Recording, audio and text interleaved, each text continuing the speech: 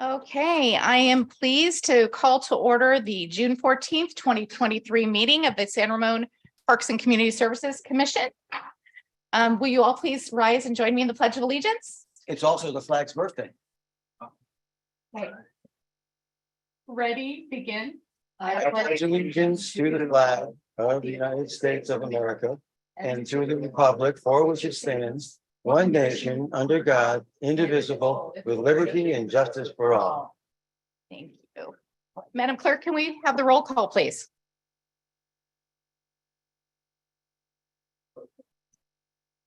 Commissioner Osland, Present. Commissioner Breed, Present. Commissioner Mitra, Present. Commissioner Lopez Lucy, Present. Commissioner Ellicott Pasek, Present. Vice Chair Dorlick, Present and here. Chair Keniston Lee. Here. Thank you. Thank you. We'll go to item 4, special announcements and items. 4.1, special announcements. Director Hyman, do you have any special announcements? I always have special announcements. So let's see. What can I share with you? Summer is up and running. So there are kids everywhere. So please stop by the community center during the week because Camp Central is a hit and lots of kids and families checking in, lots of amazing fun programs. So if you're feeling a little down, come there because the energy is very high. There are also anecdotally are people all over the park picnicking every day. So it's not just on weekends, it's every weekday. There's just people out enjoying the space. So summer is definitely in full swing. And I feel like just when you're out there, it feels like the pre-pandemic levels, like the number of people and the energy and the way people are moving about. So definitely stop by. On a slightly sadder note, the Doherty Station Community Center grand opening that we were going to do on July 10th. Well, we're having some construction delays and some problems. So we are going to probably have to reschedule that. So I just wanted to give you all a heads up. As soon as we've firmed the new date, I will let you know, but they are not looking like it's going to be done on that date that we thought they were. So we'll to be continued. We'll fill you in on that. Some of the upcoming events, I think you all know, but tomorrow night, June 15th, is the Livermore Pride event. I'm right out in the amphitheater. So as I understand it, it's going to be a great event. There's going to be some food trucks and some tables and some speeches and some music. And so it's a very low key kind of family oriented event. So hopefully some of you will be able to stop by. Also on June 16th, we've got our Community Chorus Broadway Hits concert. So if you've never been to a community chorus concert, I like this one. Of course, I like Broadway music. So that's one you might want to consider. The dive-in movies are kicking off with the summer. So on both June 23rd, we'll have Despicable Me at SROP, and on July 7th, Puss in Boots at the Doherty Valley Aquatic Center. So 2 different choices. Get your floaty and come on out to watch a movie. Of course, the July 4th run, you know that's coming, right? The Run San Ramon. I think you might have a memo that you all received. We'd love to have you come out and help us hand out those medals to our finishers and help at the award ceremony. So just let Christy know if you're able to do that, as well as at the concert that evening to help hand out the challenge coins to our veterans and active duty military. We'll also be kicking off our 40th anniversary celebration that night, since that is right next to the birthday, because the city is turning 40 on July 1. Very exciting. And then I would be remiss if I didn't mention the summer concert series kicking off also on July 9th. So that'll all happen before we meet again as a commission. And that'll be with the country pop band Rachel Steele and Road 88. And then something new this year, one of our revenue enhancements that we will be piloting as we went through the budget process. City Council asked us to come back with more revenue enhancements. And so one of them we're going to try out is a new VIP parking area for the summer concerts. So you can pay your $20 and you will have really close parking to the amphitheater bowl. And so Per concert, per event, per concert, yeah. do you have a season pass?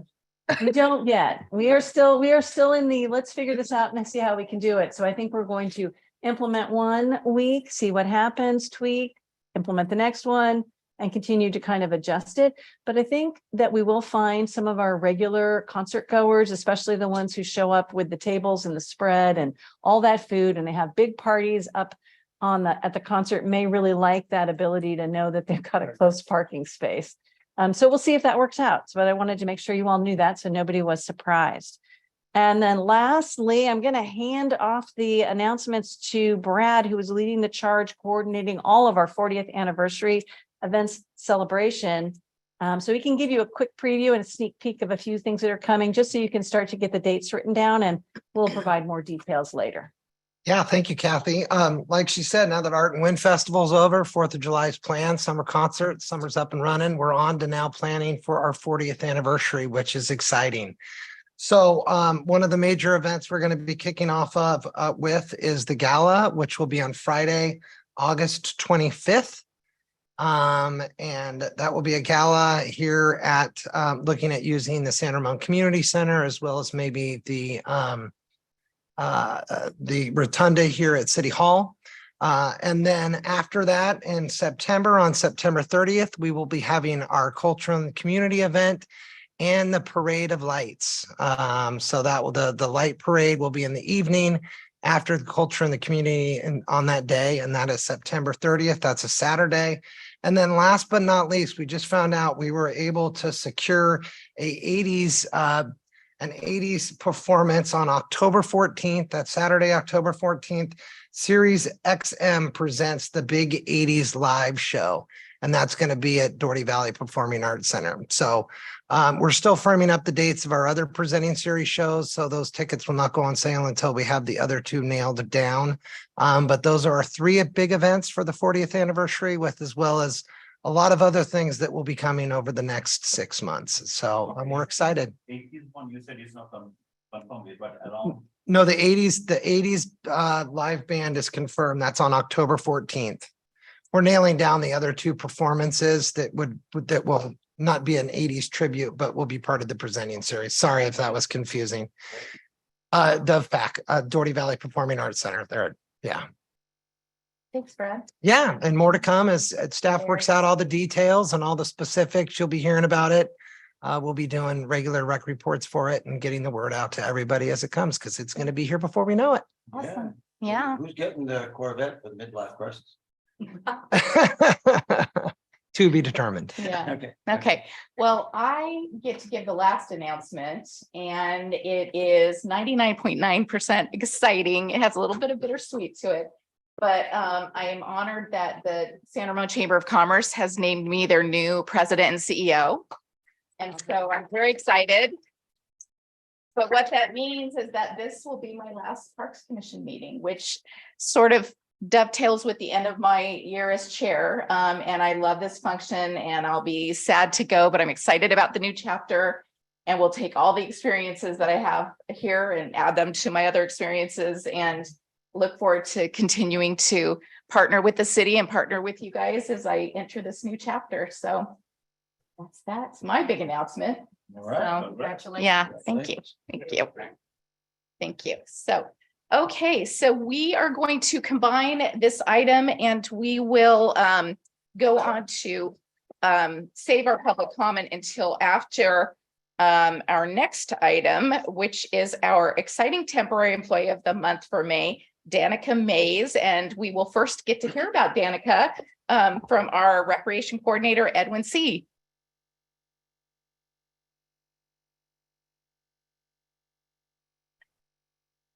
Thank you, Commissioner, for having me here today. I wanted to let you know the month of May, joined the city in February of 2022 as the city manager. She graduated from Cal State East Day with a psychology degree, and recently in March, she graduated with a master's in psychology with the University of Oregon. On her spare time, she likes to hang out with her dog, Coco. Hi, Nikki. And our cat, Nico. So she's recognized today as she works at the teen center during the school year, and in summer she works at the summer camps. And so a lot of times she's the first staff to be there and greet the kids, and she planned amazing activities for the kids. Today, she actually spent 6 hours with 20 kids at the Oakland Zoo. Bless So, your heart. yes. Yes, she is still here. I asked her, I give her time off early so she can come and recuperate regarding that. So I've gotten a lot of compliments from parents saying such a fantastic job she has done at the teen centers. And so she's a great role model to the kids, you know, growing up in San Ramon and now coming back and serving the community and trying to make a difference in the community with her, you know, knowledge and skills that she learned regarding that. These are some of the employees that we like to hire or we have in San Ramon that makes a difference in the community. Anything you want to say? Thank you.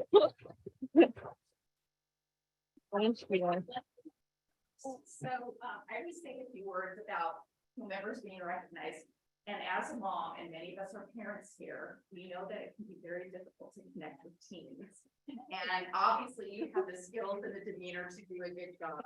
And we know that in Santa Rosa, it's important to serve our teams. So thank you for helping us accomplish that. And thank you for helping instill the life skills that they're gonna need. So this is a little certificate for you. Oh, thank you. And it'd be exciting Santa Rosa, how you can take you on now. Thank you so much. Okay. Thank you again. Thank you, Edwin. This is really, really, really cool. As Edwin said, I was just at the zoo, so don't look too closely, please. But yeah, this is a really fun job, and the kids are amazing. And I used to work with troubled youth in a foster home in Concord. So being able, my point is I love working with teens, and it's a very interesting age group because you get to re-experience that time period where, you know, you're expected to act like an adult, but some people still treat you like a child, and it just puts them in a really odd spot. So it's nice to be able to connect with them and kind of, you know, help them let loose. And I like to incorporate them in a lot of our planning and decision making too, which I think helps build their confidence a bit. And this is really, really cool. Thank you.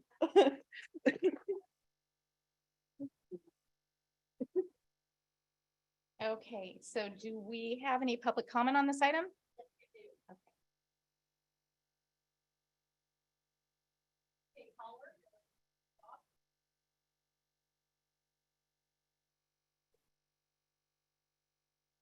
Caller, you're able to talk?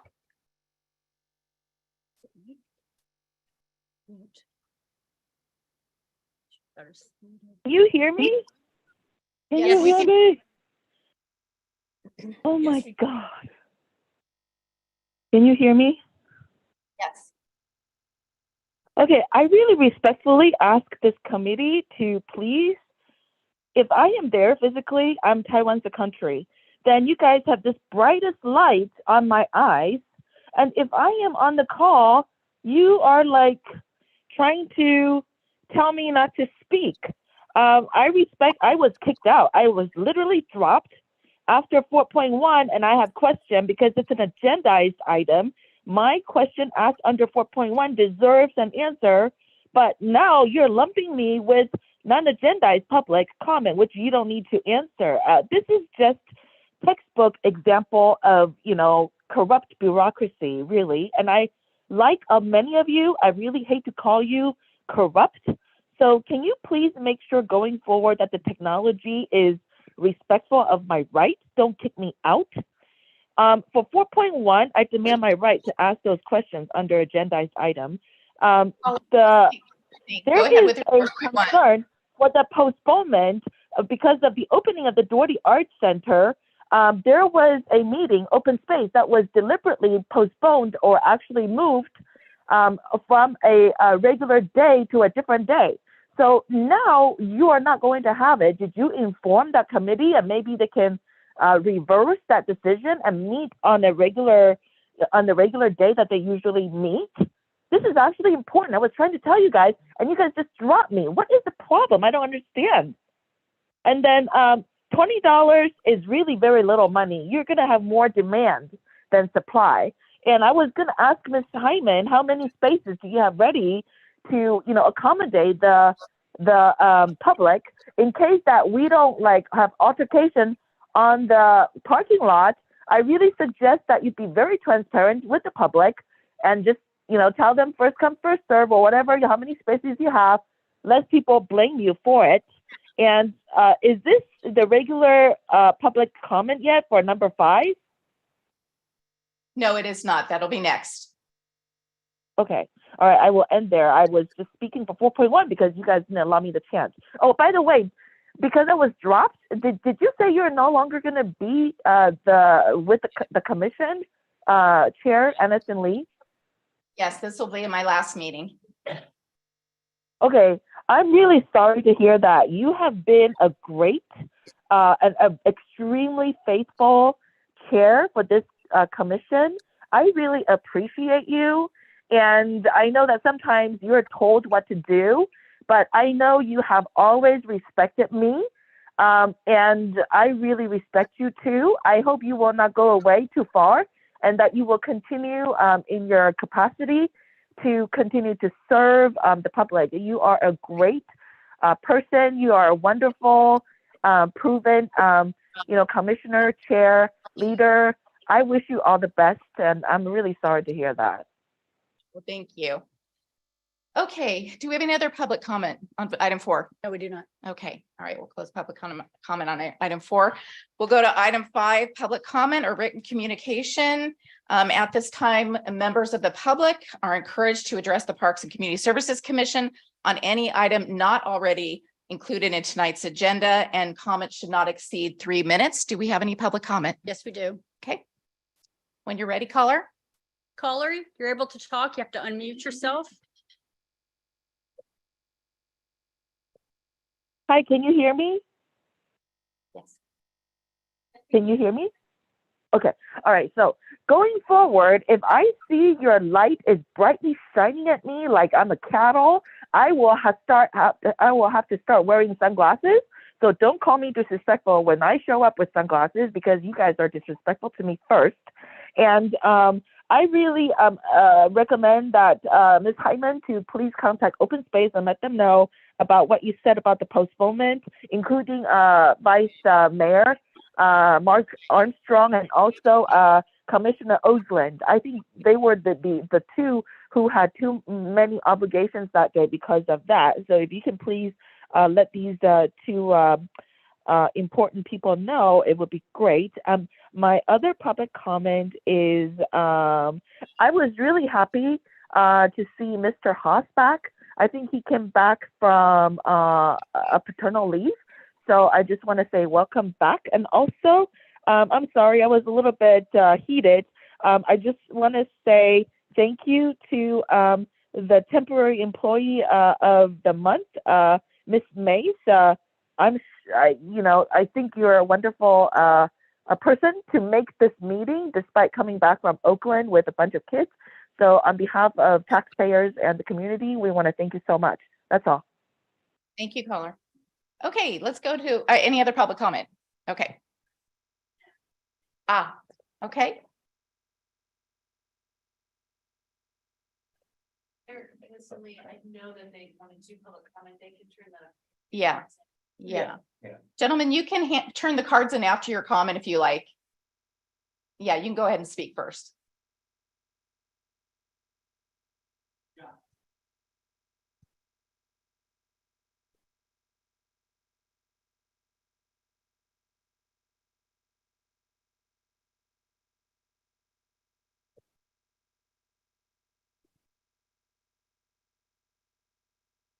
Respected committee, my name is Hari Mankude. I'm a resident of San Ramon. So I'm here for including more days for Open Gym. Open Gym is a very popular program here, and specifically for badminton. So badminton is a sport, as you might be aware, it's an indoor sport. It's not something that can be played outside. So we would today, as of now, we have Open Gym happening twice a week, 2 times in a week, on Wednesdays and Sundays, for 3 hours at Iron Horse Middle School. And both these days are the program is so popular that on both these days, you have about anywhere from 60 to 100 people of all ages, old people, middle-aged, and even kids, a lot of kids participating in the program, to the extent that finding a court becomes very hard. There are only 6 courts in Iron Horse Middle School, and there is so much demand that nobody can really enjoy the game because of this because of so many people turning up and the limited number of courts available. So one of the things that I would really like to recommend is, like, there are other middle schools like Gale Ranch and Windmere Ranch. All of these schools are equipped to have badminton courts in their gyms. And if you could have this open gym program extended to, say, 1 or 2 of these schools, and have this badminton, and maybe on some of the other days you could have indoor volleyball or pickleball, which is also very popular in these schools, it would be very helpful. And people really enjoy playing these games, and from a health perspective also, it's very beneficial to the community. With that, I'd like to end my comments. Thank you. More public comment? Hi, I'm John Ingram. I'm a resident here in Santa Rosa as well, and same exact feelings. Demographics in Santa Rosa have really changed. Badminton is a real big deal to the kids. And like my friend said, we try to get out there, we bring our kids, there's no place for them to play. I mean, they're never going to make the Doherty team if they don't get practice. And just a couple of nights a week, it's really not enough for badminton. We have thousands of people that want to get out there and play badminton. It's impossible. We're rotating out on average every 10 minutes. You have to get back off that one little court and you go sit down. You wait another half an hour before you can come back out again for another 10 minutes. It is kind of ridiculous. We really want to get more open gym for badminton.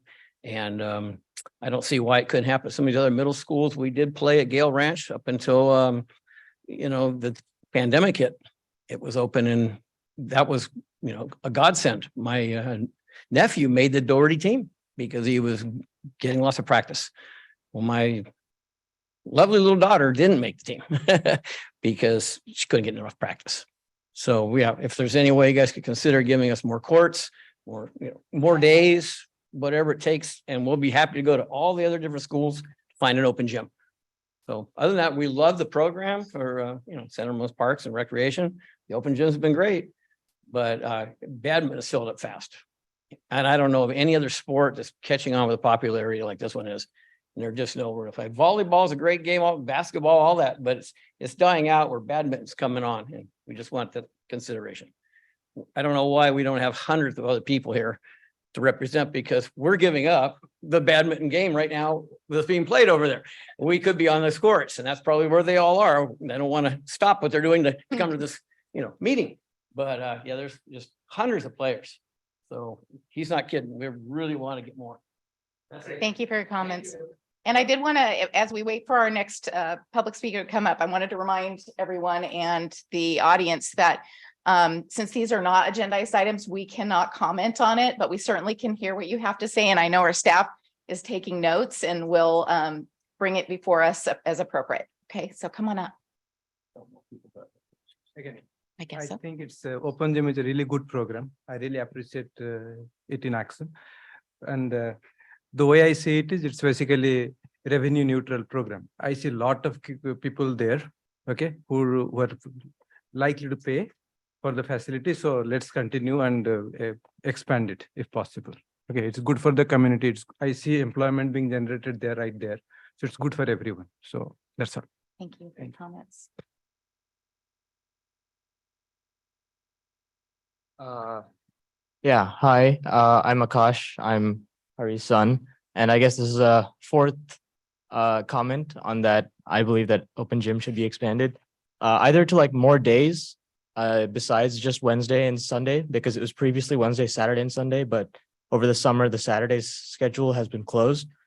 So having more days as well as more gyms. I believe my father only mentioned the middle schools, but the high schools as well have lots of gyms. Like Doherty has 2 gyms that can be used. Basically just a rehashing of the same point. I'd very much like it if there's more open gyms, because then it's more playtime for everyone. Thank you. Thank you. Hey, any additional public comment on this Okay. Any general other public comment at all? No? Okay. All right. Thank you for taking your time to come speak to us. We appreciate it. Okay. All righty. So let's go to item 6, approval of minutes for the May 10th, 2023 meeting. As usual, it's assumed that the commissioners have all reviewed the minutes, so I will entertain a motion to pass, So moved. to adopt. Do I have a second? Second. Okay, and we're going to do an electronic vote. Will and then Carol. Thank you. So please cast your vote. Yes, okay, Carol, okay. Oh, I see. Whoopsie. No, I was just trying to vote. Okay. All right, where are we at? So one is abstained. Okay, we have the motion is adopted, the vote is passed. 6, one with one abstaining, because you weren't here, I guess. Yes. Okay, got it. Okay, Point of order. yes, If you're not at the meeting, you can still vote on the minutes. you because can. It's a personal choice. Yeah, it's a personal choice. Oh, Yes, so it's a personal choice. But you are absolutely right, Vice Chair Dorlick. Yes. Okay, all righty. Well, thank you, everyone. We'll go to item 7, consent calendar. Do we have any items on our consent calendar? We do not. Okay, so let's go to commission business. Item 8.1, and we get to hear from Bob Peoples from the Open Space Committee. We get our 2022 Open Space Annual Report and introduced by our very own Brad Morris. Yes, thank you very much, Chair Keniston Lee. We're very happy to be here today to be able to present our Open Space Annual Report. The Open Space Advisory Committee has been working very hard throughout the year, working on accomplishing their goals. And we're excited to bring this to you. We presented to the City Council last month to get their feedback, and they're here to present to you. This is an information only. There's no action required by the commission on this. So I'll turn it over to Mr. Peoples, who will be more than happy to do the presentation. Thank you. Thank you, Brad, and good evening to commissioners. I want to thank you for the opportunity to share the Open Space Advisory Committee's 2022 annual report, which was presented to the City Council in April. Bob, forgive me for interrupting. Is there a PowerPoint tied to this presentation? Okay, so let's maybe hang on tight for a second. I'm sorry, I was No, on my that's screen you're here. so and I- excited about open space. You wanted to go. I get it. But I want you to have all the bells and whistles when you tell us about open space. Okay, I think we're ready now. I also wanted to thank you for your continued interest in open space and activities of the committee. We are pleased to report that 2022 was a very productive year with significant accomplishments for the committee and for the city. This year, we are continuing to proactively protect and sustain open space, facilitate its use, and reach out to the community to promote the importance of open space. Committee members are listed here, the current committee members, as well as members who served last year. I want to acknowledge that, as an ex officio member of the committee, as well as the commission liaison to the committee, Commissioner Osland has contributed much to the deliberations and efforts of the committee for several years now that she's been a member representing the commission there. I also want to acknowledge that Commissioner Breed has ably filled in for her on occasion. Thank you both for your contributions.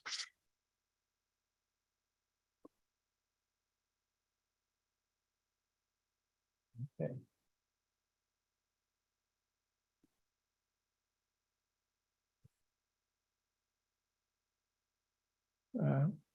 These are the 6 charges for the committee, the committee's responsibilities. I think it's evident if you have a chance to look through the list that the committee has very broad responsibilities regarding open space in and contiguous to the city. We report directly to the City Council. These responsibilities are based on general plan requirements, which are spelled out in the committee's bylaws, approved by the city council. The last responsibility is why we submit this report to the city council and are able to share it with you folks.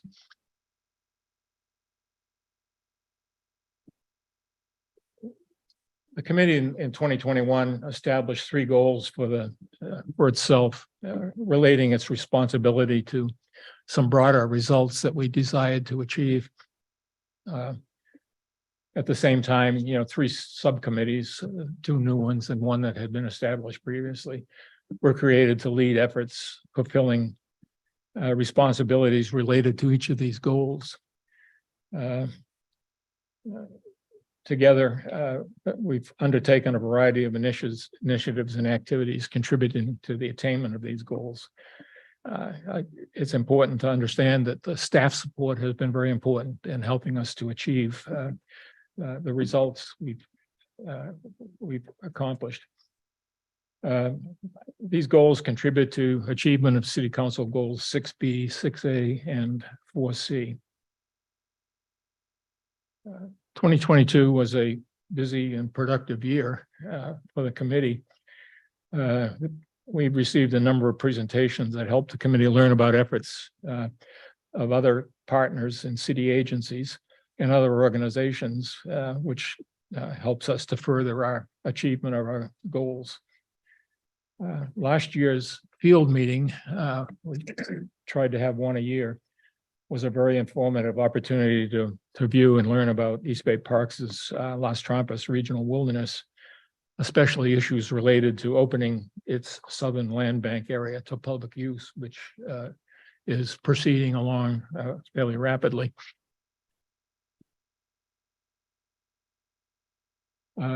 Accomplishments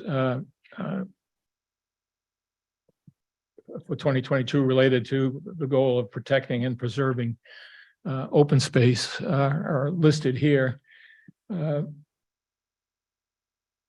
again, a number of important steps were taken by the committee towards accomplishment of those goals. I think the most significant being the presentation of the vision document to the city council in September, which was the culmination of a great deal of effort, not only by the committee, but also by other organizations such as yourselves, who commented on it over a 15-month period. And it really has been a major accomplishment of the committee. And again, city staff provided helpful feedback on drafts of the document. And I want to highlight the role of GIS staff in creating the documents, maps, and providing key information that was used in the document. While finalizing the document, the committee reviewed, supported, and applauded staff and planning commission initiatives to place the substantial additional housing units required under the RHNA process within developed portions of the city rather than spreading out into our open space.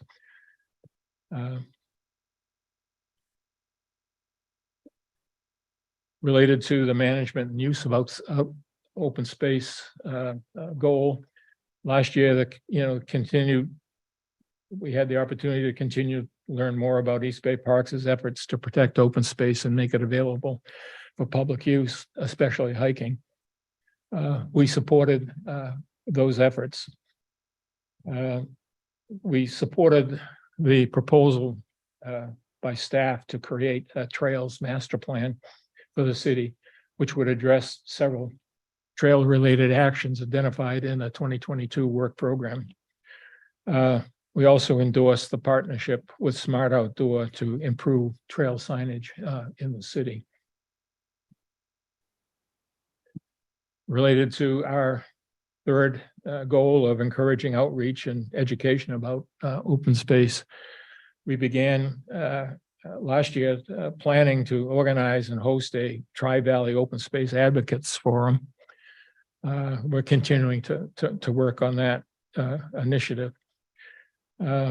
Information was provided concerning protection of open space contiguous to the city that we hope will be shared by the whole with the community.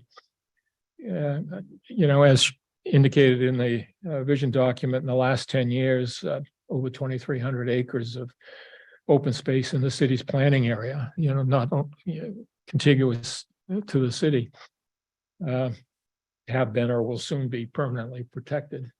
And since 2013, more than 1,900 acres north and east of the city's planning area in Tasahara Valley have also received protection, most notably with the acquisition by East Bay Parks of the Finley Road Ranch up off of Finley Road in April, I think, is when they closed, when they actually acquired it.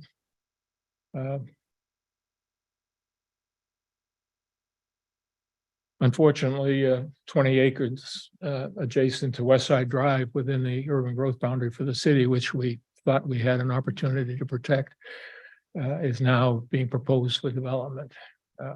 But we'll continue to work on dealing with those kinds of issues. We had a number of efforts to involve and inform community members about open space. Committee members led 6 hikes during the year in the city or adjacent to it, which we had more than 170 participants. Non-hike events were held focusing on a non-hike event was held focusing on open space through a photographer's lens.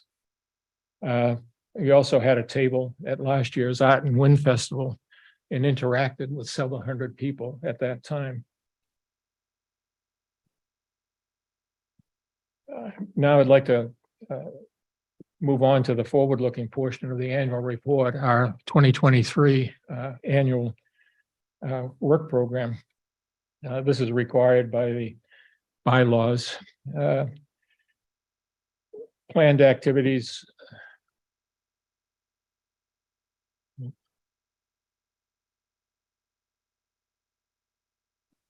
Planned activities.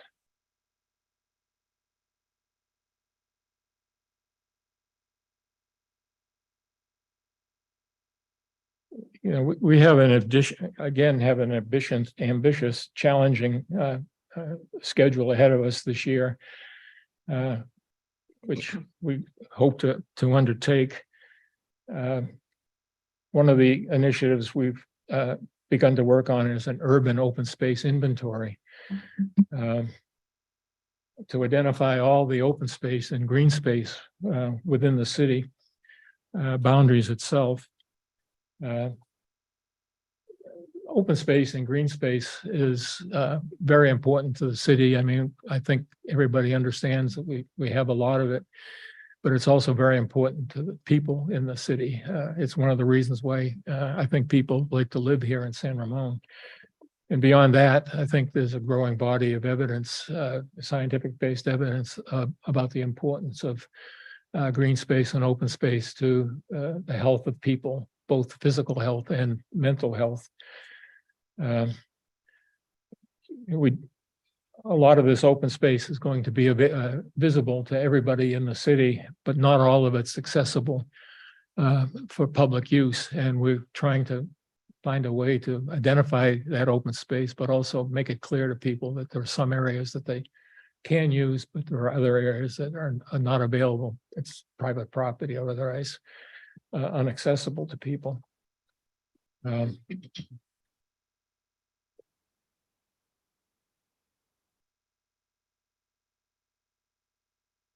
The committee hopes this year to provide a more comprehensive perspective on available funding and other means of acquiring open space, to take advantage of open space opportunities that materialize. And I believe there's some opportunities on the horizon, and whether they'll happen this year, I don't know, but it's important to understand that it's more than just having funding, that there are other options for acquiring the open space and how we can use those. So we're going to be addressing that. We're going to be focusing on how the new open housing element that the City Council adopted earlier this year will be implemented, as well as the additional changes to the general plan required to implement the housing element. Going to pay attention to that so that we understand any potential impacts or opportunities related to open space. The committee will continue to engage with and support, the committee is also going to be exploring, working with the county to understand their efforts to update the county general plan and what the implications of that are for open space.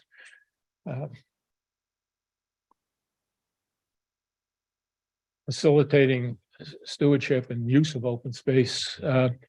Next year, we're going to be, if the funding for the Trails Master Plan is approved in the CIP, the committee will review and provide comments on specifics of the proposal and assist obtaining community input, working with the city staff. We'll continue to work with and support East Bay Parks and other partners as they protect open space and increase the amount of open space available for public use.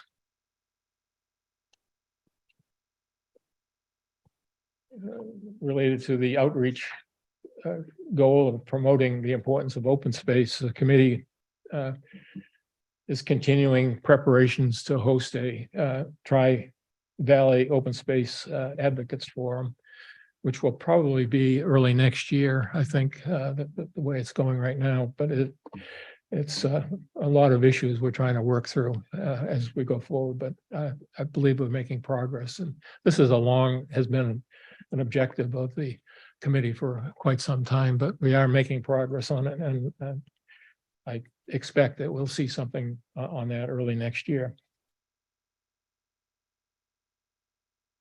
And we'll continue to try to provide information, progress on for broad distribution in the community about the progress we're making on preserving and protecting open space and making trails available to people. We have scheduled 5 hikes to be led by committee members this year in the city and contiguous to it. And we had a very good presentation of Stephen Joseph's gorgeous photographs of open space in the city. Many of them are used in this presentation. We also had a presence at the Art and Wind Festival again this year, and had the opportunity to talk to, again, several hundred people in the community and get feedback from them about what they felt was important, what they thought was important for open space.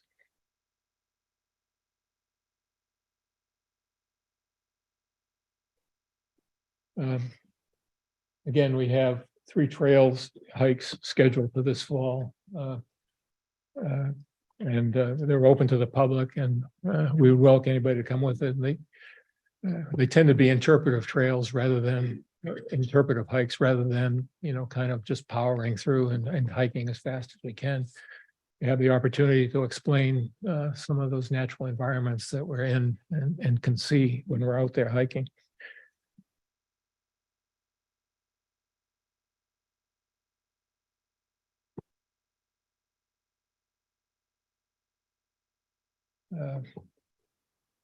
With that, I'll just thank you for the opportunity to share the committee's activities and accomplishments this past year, and I'd be happy to answer any questions you might have. Thank you, Bob. Okay, we'll open up to clarifying questions. We'll follow up with our public comment, and then we'll do commissioner comments. So do we have any questions? Okay, Commissioner Mitra. Well, thank you for your work for the community for a long time, as well as we really appreciate that. I have just a couple of clarifying questions. Maybe I'm just missing something here.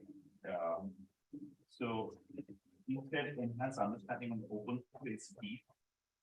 What is that? Sorry? Enhanced understanding of open space fees. Slide number.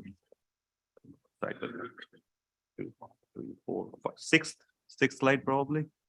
I believe that's on packet number, page 22. It's 22. under protection and preservation of the open space in the city planning area. And it's enhanced the understanding of the open space fees, right? That Right. you're looking at. Yeah. Right. Yeah. Again, as I mentioned, the city collects an open space fee, which it goes into an open space fund. But there are other sources of funding and other methods. And we want to look at, how that's used. All those different methods are used so that we can apply them to different kinds of situations. For instance, when East Bay Parks just acquired 768 acres of the Finley Road Ranch. The earnest money that they put down on that, some of that came from Save Mount Diablo, as well as from East Bay Parks funds. They got a grant from the Department of Conservation for $7 million, and they used some of their WW money for the remainder of the $11 million purchase price on that. So when you look at acquisition of open space, just knowing that we have 1.3 million or whatever the current balance is in the open space fund doesn't tell you everything. And there are other sources that we can use, methods that we can use. And we're going to try to talk about that so that the committee understands, what the range of options are and how they might be used in different kinds of circumstances. Okay, thank you. Just another one is, you're talking about the next slide, we have reviewed and provided feedback regarding outer spatial apps. So I'm just curious about how are we using the GIS data into the trail thing? Is that just mapping purposes or any kind of metadata providing? I mean, the next page. We get updated periodically by staff on that. I don't know, Brad, if you wanted to.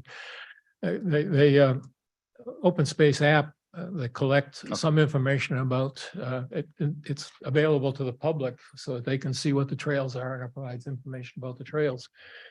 But also when they access it, it also helps to get a sense as to who's interested in which trails. And to some extent, I think indirectly, it gives you a sense as to how much trail use occurs. Okay. Yeah, and actually, Keith Haas was very instrumental in setting up that app and working out that arrangement. So I didn't know if you had anything else you wanted to just expand on, Keith.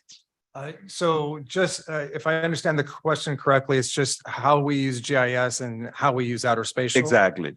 So outer spatial is simply a hiking app that used our GIS data to upload to their software. So that when someone pulls up the mobile app, they see our maps that we've created or with our information. Our GIS also has made a number of different maps from open space areas to the trails to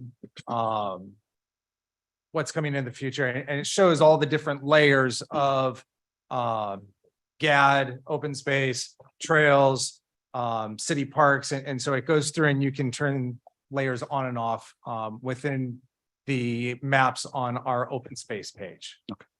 Okay. All right. Thank you. Is that it? Thanks, Bob. Yep. Okay. Commissioner Dorlick? Oh, yeah, please. In one of the 2022 accomplishments, you noted that there was assess the implications of the regional housing needs allocation. So what was the assessment? We track the process. If you're familiar with the city had an allocation. I'm very familiar with Reno. I was just 5,100. asking, what was the assessment? You said you assessed it. So what was the result of that assessment? Relative to open space, right? As I indicated, we were very pleased with the fact that the planning staff, the planning commission, the city council were able to accommodate those 5,100 plus housing units, making the opportunity for them to be developed. But it would occur within the developed area of the city, the current developed area of the city, rather than having to spread out into the open space surrounding the city. Great. Thank you. Okay. Any other commissioner questions? I had just a couple. One is, and Kathy, this may be for you.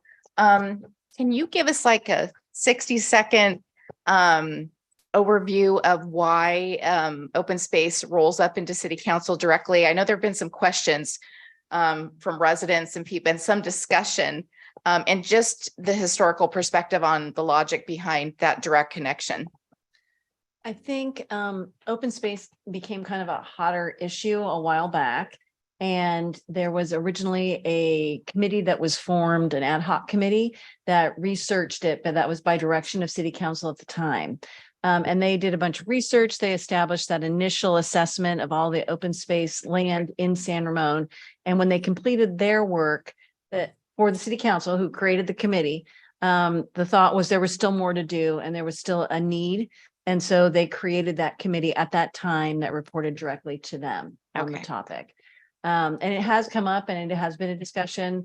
The tricky part, I think, about open space specifically is they kind of sit on that line between planning and parks and community services. There's a chunk of the work that really relates to planning. There's a chunk that kind of relates to the GIS cat.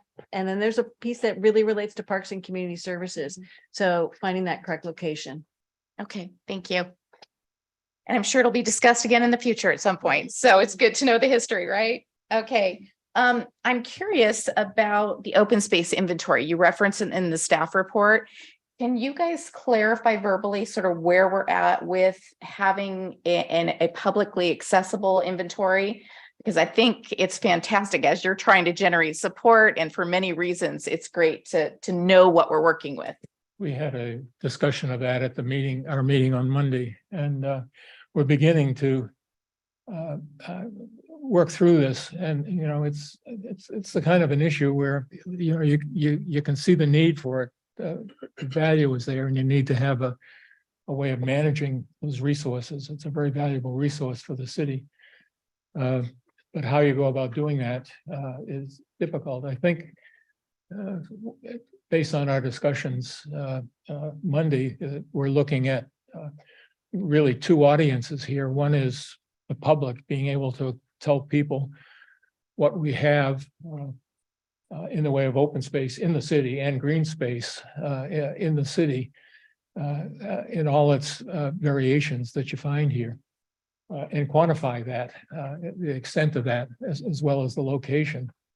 But we also need to have other information which we can derive from the GIS system with the many layers of information that's in there about the area of each parcel, what the ownership is, the type of ownership, what kind of public access there is, which provides a great deal of information for managing that resource for the city, to manage that resource going into the future. So there's two purposes. One is managing the resource using the GIS system, and the other is developing information to present to the community so that they're aware of it. There was one suggestion actually by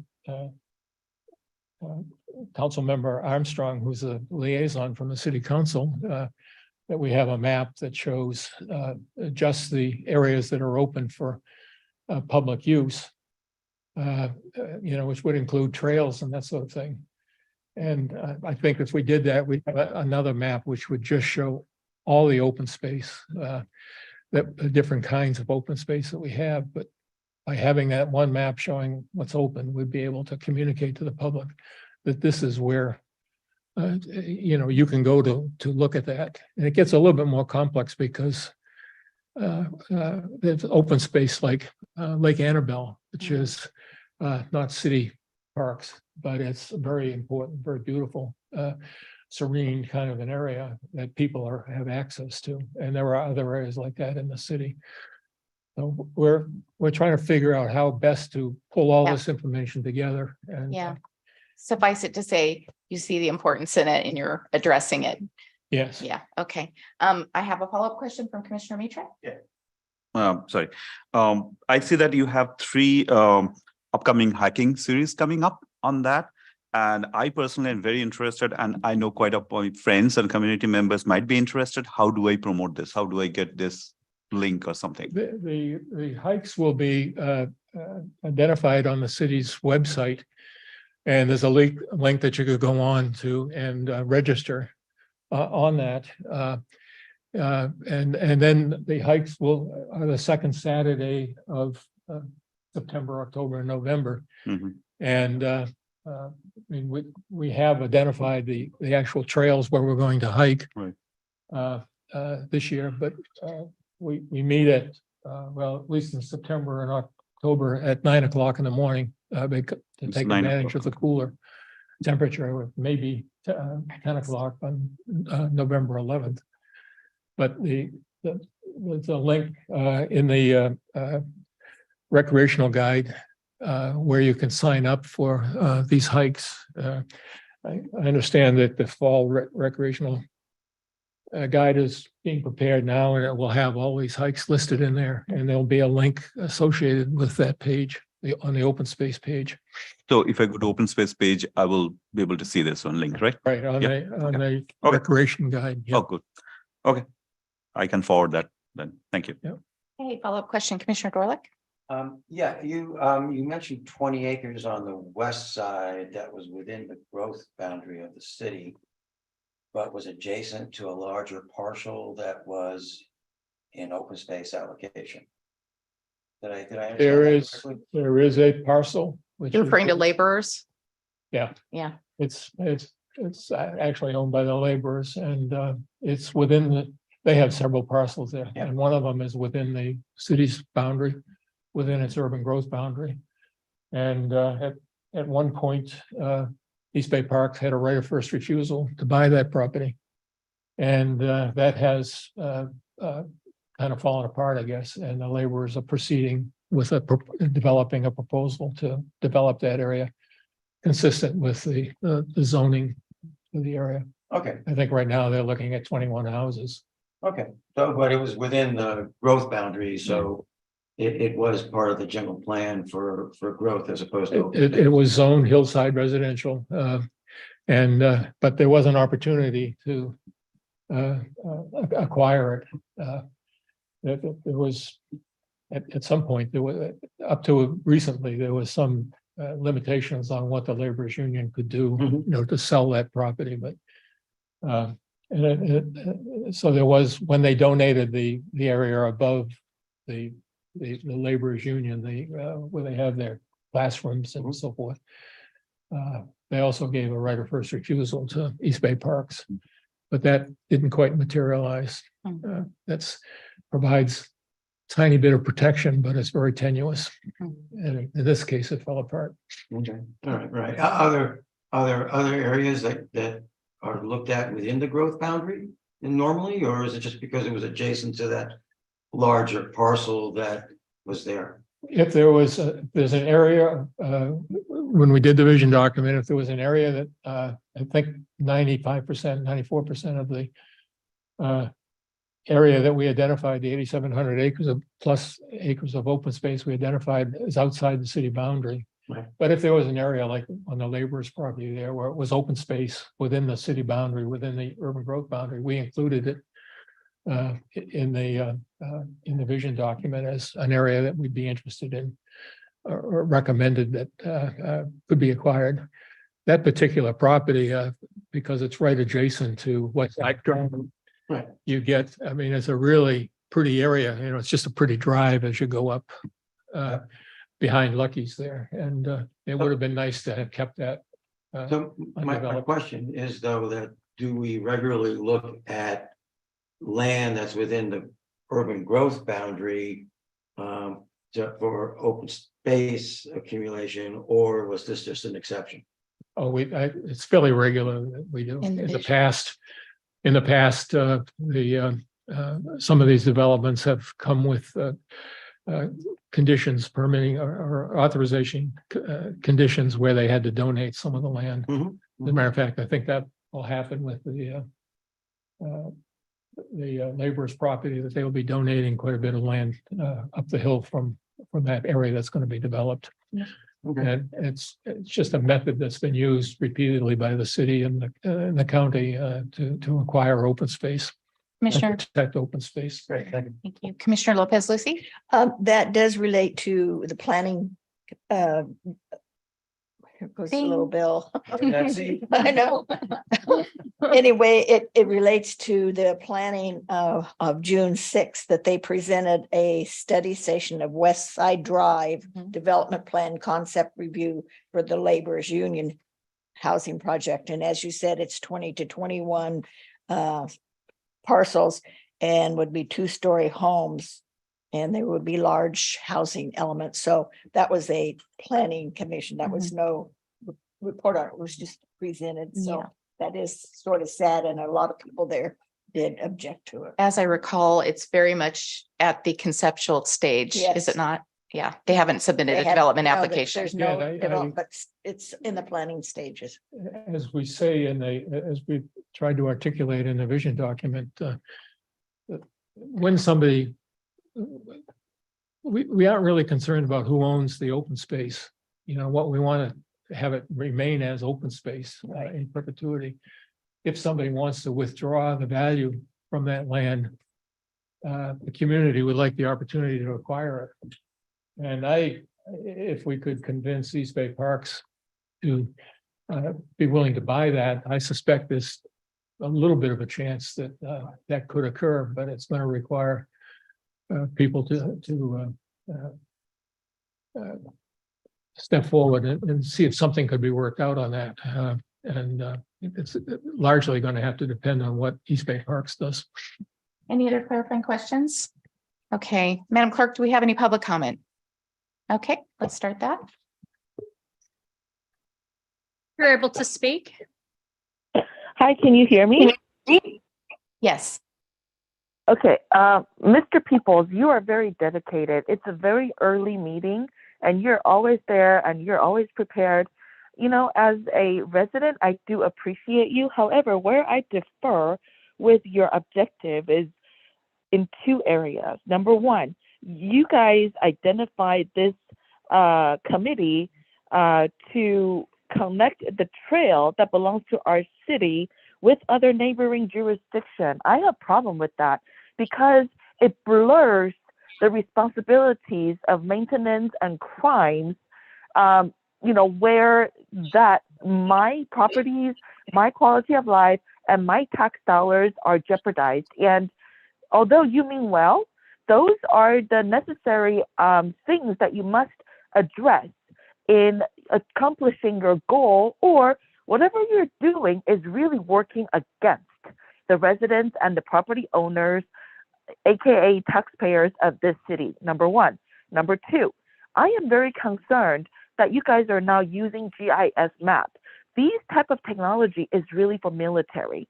I don't know what you're trying to accomplish, but given the fact that our incumbent administration, the Biden administration, is really borderline treasonous, the way that they're handling our border and the way they're handling a lot of for example, Homeland Security, you know, information and the way that they deal with military is jeopardizing our national security. Having all these, you know, information available, sometimes I wonder if they fall into the wrong hands, then you are helping our enemies someday to invade our very homeland because of your efforts. Please think about that.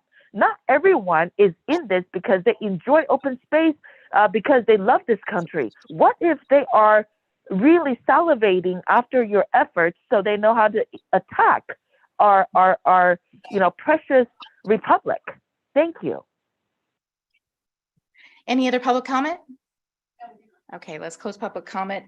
Let's go to commissioner comments. I'm going to start with Commissioner Roseland. Would you like to start as our liaison to the Open Space Committee? Sure. I would like to thank Bob Chair Peoples for his enormous amount of energy, research, driving force for putting our vision document together for the City of San Ramon's open space.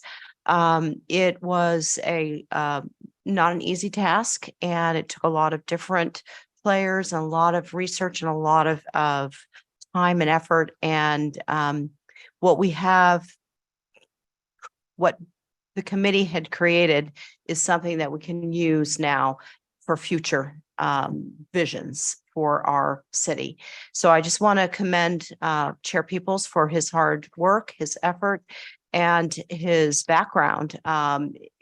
He's very humble, but he brings a wealth of education and knowledge in this field as a forester. And anyway, I'm going to botch your background, but we are very lucky to have him. I also want to thank Keith Haas for his tireless efforts working with us to try to put our document together and coming prepared for our meetings, and putting together the GIS map is incredible. I mean, the layers in this, and I'll be reporting about this when I get my Open Space Advisory Committee report. But we're very lucky that we have Keith and Bob and Brad and Kathy, as well as the rest of the committee members who are very dedicated and come prepared to discuss these important items. So thank you all. And it's just between the hikes and the outreach with the community, they're fun. I definitely recommend. I've led several of them. Don't miss them. They're really fun, and I'll make sure that everybody knows about them. I try to do that at our meetings, but they are a great way to really appreciate what is in our community. And there's some beautiful, beautiful hikes. It's a great way to meet your local community as well. So thank you. Well said.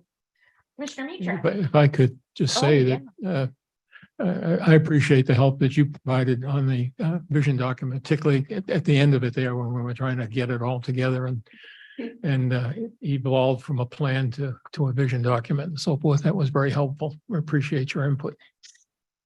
So Bob, first of all, you and your whole committee, I would like to appreciate, I'd like to thank you for your effort and keeping our community, this whole space, as green as possible. Otherwise, we see a lot of other cities where we see concrete buildings, not open space. So I'm growing my family here. One of my daughter is here. So knowing that she and her sister have open spaces to go to trails, with that, learning about the community, learning about the whole flora, fauna things, so it is so really thank you for doing that. And also Keith and everybody, you guys are getting the technology into this field, which were not there even recently. So getting into that. So thank you for doing that. This is towards future looking. This is definitely going to take this whole open space, a space that we are working on in the new levels on that. So thank you for that. So with that, I just wanted to wholeheartedly thank you for you, the whole committee, and the whole liaison, everybody who is putting the effort into this one. Thank you. Thank you. Any other commissioner comments? Commissioner Bree?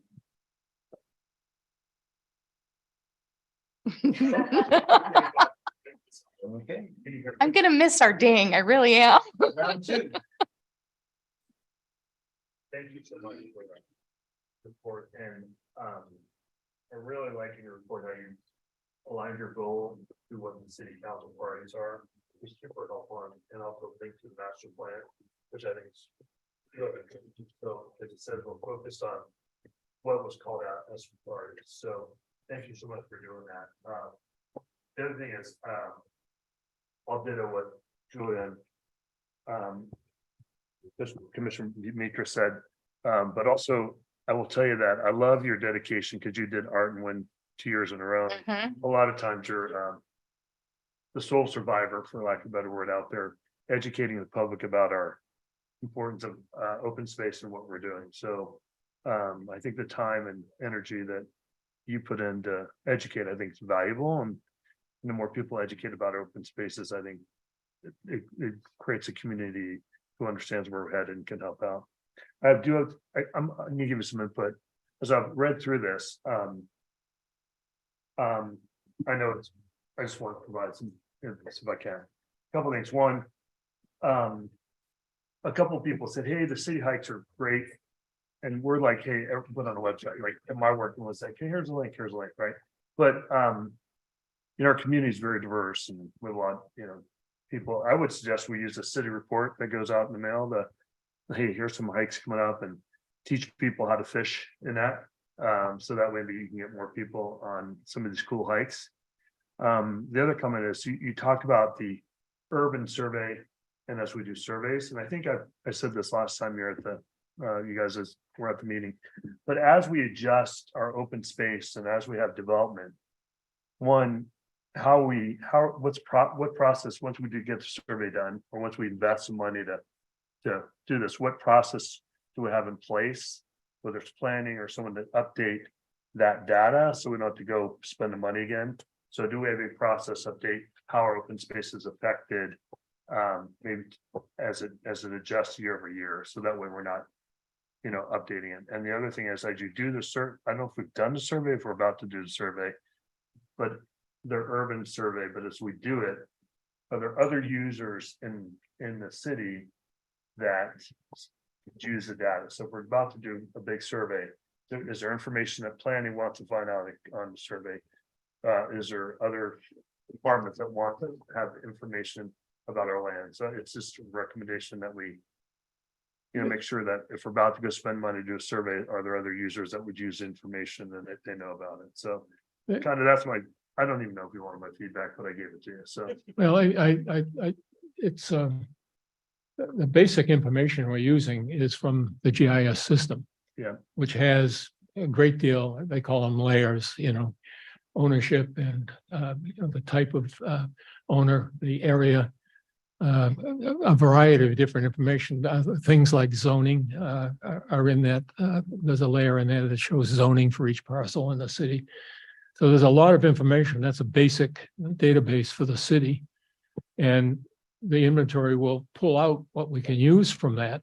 But as we talked about Monday, there are going to have to probably develop some additional layers in order to collect some of this information. There are properties that are partly developed and partly open space. The area around Bishop Branch, with Lake Annabelle, it's clearly a great, beautiful open area there around the lake. But you also have all those buildings that are there. And we need to separate that out. So there's some more work that needs to be done, but that will go into the city's database and be available to anybody in the city. And part of what we're trying to do is to make sure there's information there that defines all of this open space and green space so that it can be considered in planning efforts and other efforts by the city in the future. So as I said, we have two audiences for it. One is the city as it manages this valuable resource into the future as we become, as the population increases and the density of the city increases. But we also want to communicate to people that there are areas out there that they can go to and this available for them to look at or to go on to hike on and so forth. So I think that's trying to get at what you were suggesting. I just, as long as we keep the database up to date and have a process in place on it. So I think you've answered it. And the last thing, Bob, I just thought about it.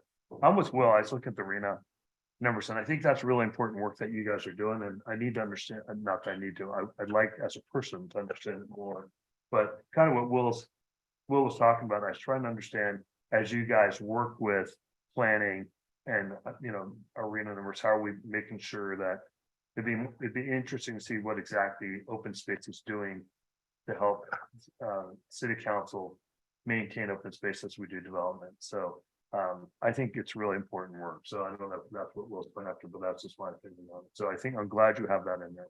Well, we get reports from the planning commission member on the committee every month about the activities. And we also have asked questions, we raise questions about the RENA process and, advocated for not spreading out beyond the currently developed area of the city. And the staff and the planning commission, the city council were very open to that. I mean, they shared that same objective. And we'll continue to, that's a role that we can play as a citizen committee. We can become aware of those issues, where there are problems, and we can communicate, ideas to the staff and planning commission and the city council to help balance a lot of these different uses and give open space more visibility than perhaps it's had in the past. Commissioner, oh, I'm sorry. No, I'm done. Okay, Commissioner Dorlick? Well, yeah, just to follow up on that, and we had this conversation, last year, that open space and development is not anathema. It is a cooperative effort, especially within the category of smart growth. What smart growth says is that you have more of an inner core with a higher density that allows you to keep the open space and facilitate different transportation, such as bicycle, walking, etc. I mean, we're kind of back to the future. That's how towns and cities used to be built. You had a core that was very walkable and accessible, and then open space and land outside of it. We got away from that with the interstate highway and the domination by the oil companies and the automobile companies to create Bowling Canyon Road, which is 5 lanes in each direction and difficult to cross. And we're looking at how do we come back to that. So they're not in opposition to each other; they're partners. And it was sad to see that there wasn't more support right out of the gate for the City Walk project, because it did allow existing neighborhoods to remain unimpacted while we were reaching the numbers required by the state. So I was, it was not able to, there wasn't a connection there. It was like, no, we're doing what should be done in order to provide growth, which is necessary, and at the same time providing open space allocation. So it's they're not at odds. It's a cooperative effort. We want to accomplish both goals. And we did, the committee, we did not only advocate for developing within the existing developed footprint, but we recognize that we have a housing crisis in the city, in the Bay Area, the whole state really. And it's important. Well, I mean, it's important economically when you can't hire people because they can't find housing here and so forth, because it's so expensive, and you have so much homeless, even people that are nominally middle class, are homeless. And so we have to deal with that issue, and we're very much aware of that and take a pragmatic approach on it. But there are things that we can do, as you say, with smart growth and so forth, about concentrating the development. It's a change.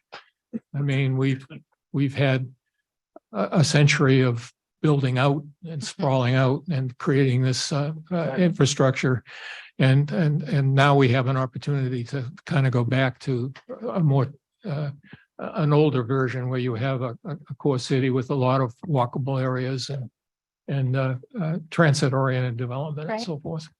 Hey, unless there are any other comments, I'm going to bring it home. Okay. So thank you, Bob, for your expertise and your investment of time and energy. We really appreciate it. What I like about what you guys are doing is it's very much a holistic approach. I love the fact that you're educating yourselves. I love the fact that you are approaching this from a collaborative regional perspective. You're interacting with other agencies. You're looking at the big picture, which means that what we do in our own community will be that much higher quality because we're doing it in a bigger context. So I really love that. I love that you're doing outreach, networking, coordination, all that stuff is really important. I really love that you stay in tune with what's going on with our housing development and with our philosophy to do the infill and to preserve our neighborhoods and our open space, that what the housing element looks like. That's doing your due diligence, that's staying in the loop. So those are really good things. I too, as Commissioner Breed said, am very impressed every time I see you at an Art and Wind Festival and sitting and representing open space and talking to people and, with energy and passion and knowledge. I think that's really important. I found the goals of the Open Space Committee to be on point. I found them to be robust. I appreciate that they have longevity and vision. I think that is great. They're aspirational because I think any development goals should be a combination of achievable and aspirational, right? That's what keeps us going. So those are good things. So I'm really excited. I love things like the fact that you did a inclusive non-hike hike event. I think that's amazing. I think the fact that because number one, it's inclusive. And who doesn't love looking at great pictures of nature and learning about it, especially those who can't get out there. So you brought it to them. So I love that. And I also love because you're fostering supporters of open space who might not be able to ever actually access open space, but you're connecting those dots. You're bringing that to them. I think that kind of creative programming, which our staff is really good at that kind of creative programming. I think that's fantastic. So I see momentum building. I see a lot of dedication. We're very fortunate that we've had the liaisons that we've had from this group who keep us very connected, who are very engaged and very active in their roles. And so I appreciate that. And I appreciate that your committee reporting to City Council finds it valuable to keep us in the loop. And I hope you'll continue to do that. So thank you. As we emphasized in the vision document, we have to be in partnerships with everybody on this. There's a whole range of interests out there, not only folks like East Bay Parks and the Land Trust, but also the hiking groups, the equestrian groups, the grazers, the people, the ranchers that graze cattle.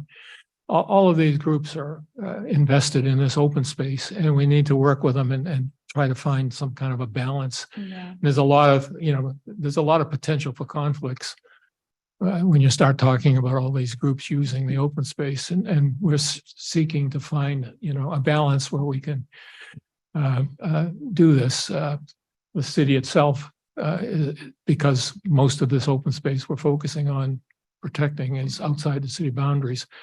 The city itself may not have a lot of those issues, but we need to work with our partners to help them resolve some of these kinds of conflicts. Well, thank you. Thank you for your time tonight. Thank you for the opportunity. Yeah. Okay. All righty. We're going to go on to our next agenda item regarding the art gallery recommendations. And we get to hear from Adam Chow, our arts programming expert. Expert, I just said. With that introduction, I don't know, how I could follow that. But we have a wonderful team here. So that's what I will say, led by Kathy. And we also have Ree and Keith here as well, part of our arts team, which we're very excited about. This evening, I am here to talk about our art gallery program and give you a quick update, in addition to a couple recommendations that we have for the art galleries, especially at the Doherty Station Community Arts Center that we are bringing on board. And when I talked about the program plan here, probably a little more than a few months ago, it was actually probably a little bit earlier this year. We really talked about how we're bringing arts to the community and how we're trying to make it accessible. Our art gallery program is definitely one of those ways that we're able to make art accessible to our community and to our local artists as well. And so what our art gallery program does is we have 5 art galleries spread throughout the city. We have one here. I'm sure you see it on a regular basis. The art rotates here. We have one here at the City Hall. We have one at the San Ramon Community Center, the Lindsay Dirks Brown Gallery there. We also have one at the San Ramon Library. We have one at the Alcosta Senior and Community Center, and we also have one at the new Doherty Station Community Arts Center. It will be new. It will be there. It'll be there soon. But we're excited to be able to have these galleries because it does provide that opportunity for our community to be able to come in, be able to see the art, be able to experience art in a way that they may not be able to, especially if you live in a community that doesn't have rotating pieces of art. And so the number of artists that we bring in every year is great. We do monthly, we do bi-monthly gallery exhibits, depending on the gallery that we're exhibiting at. But we have 80 different applicants every year who are applying to be able to be in these galleries. They are of a variety of different mixed media, which is great to be able to experience, see. We have photography here at City Hall this month. It could be, a number of different things, watercolor, color pencil. It could be acrylics. It could be mixed media of some sort. And so there's a lot of different things that we're able to bring into our community for our community to be able to experience.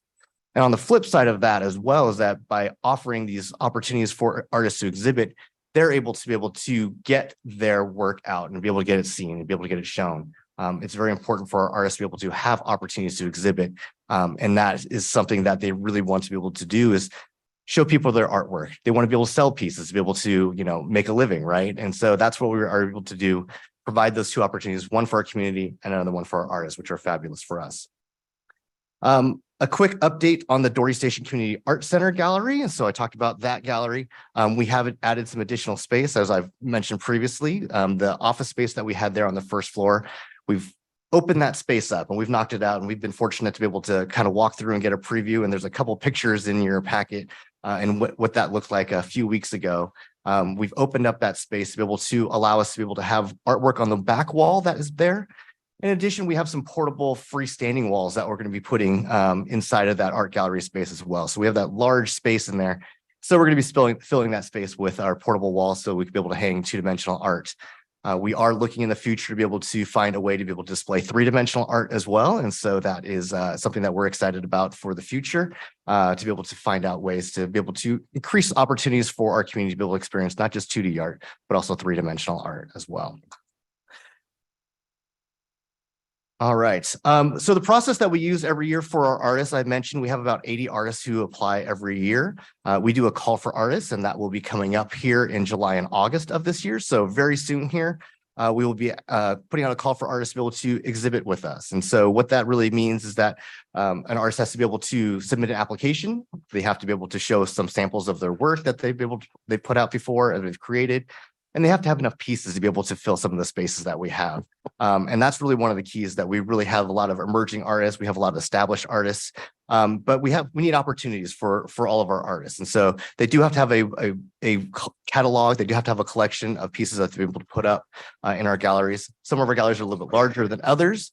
The one here at City Hall, usually we're looking at about 30 pieces, depending on how large or how small they are.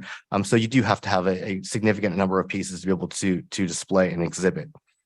The Arts Advisory Committee does take and review these applications that are submitted each year, and that is a wonderful process that they enjoy doing. And I know Commissioner Doyle gets to sit on with us and be able to take a look at the art pieces that they've submitted and be able to do a ranking system.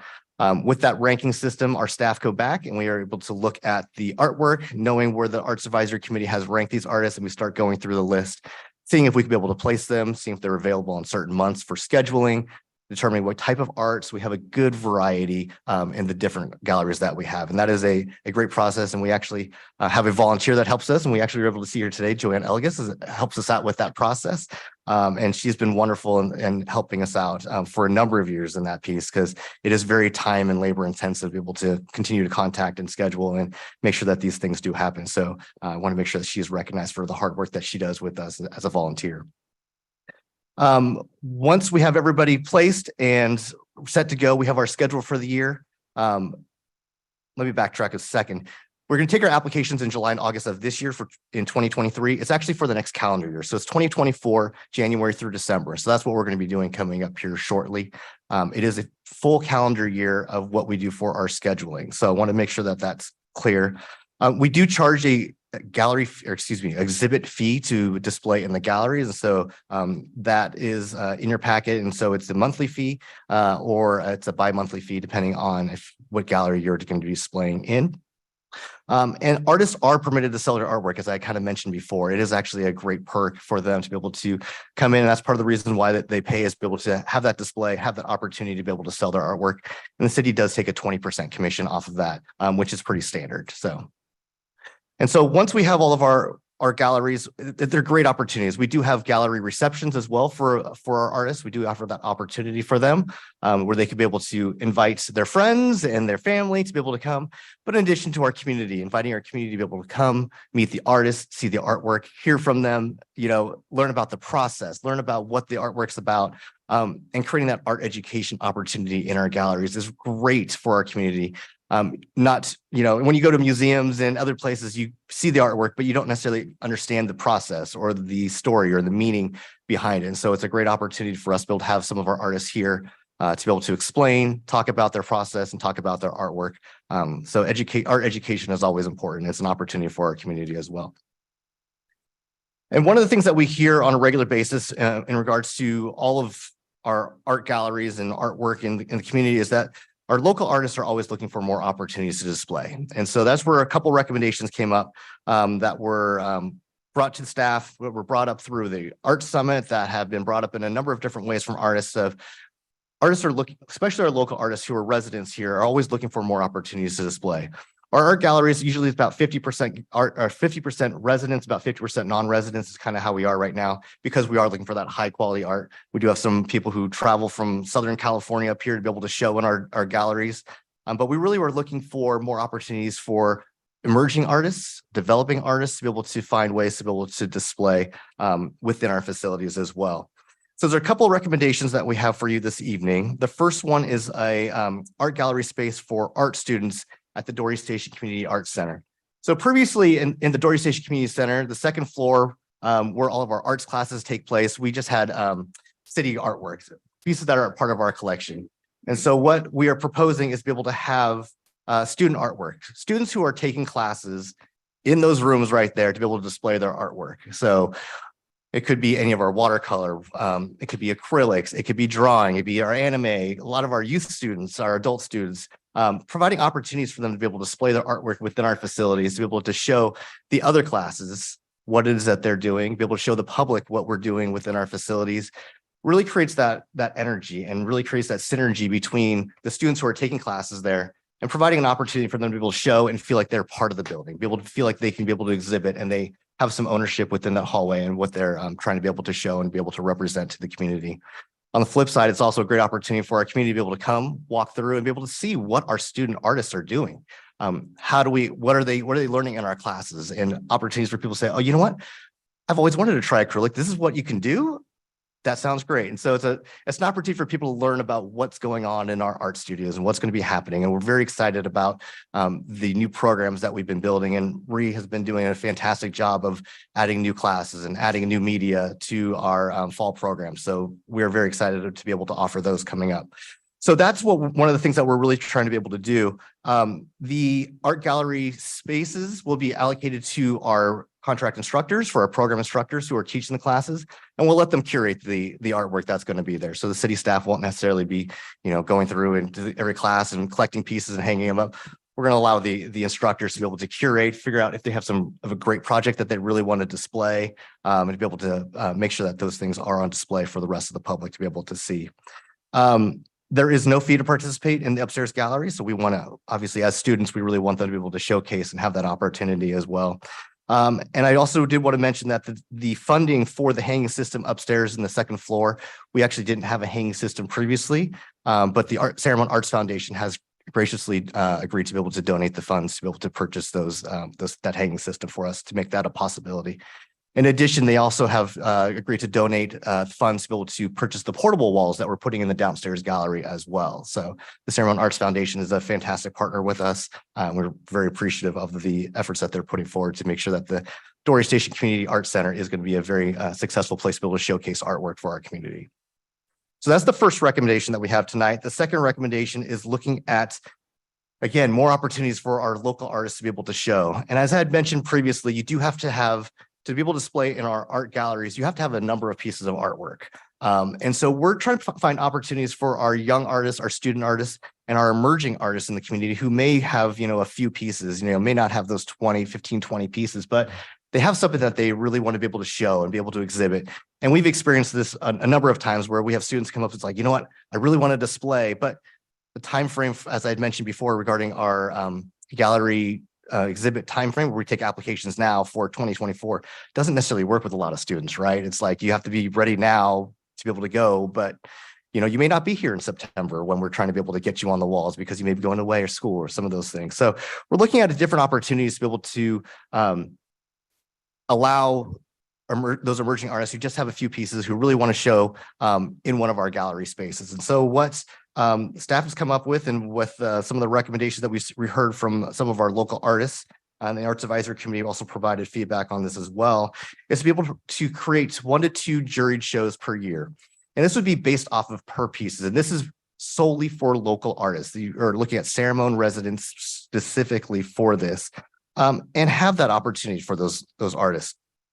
So how this would work is that we would do an application period for our local artists. If you have a piece that you really want to show within this juried show, you would submit an application. You send us usually a picture of what this piece would look like, and then it would get collected. And then what's going to happen is we would have 3 members, an ad hoc committee of 3 members of the Arts Advisory Committee, review those and for quality, and then that's how we jury it. So that's the rating process that we have, and then we would curate the show based off of the number of pieces that we have.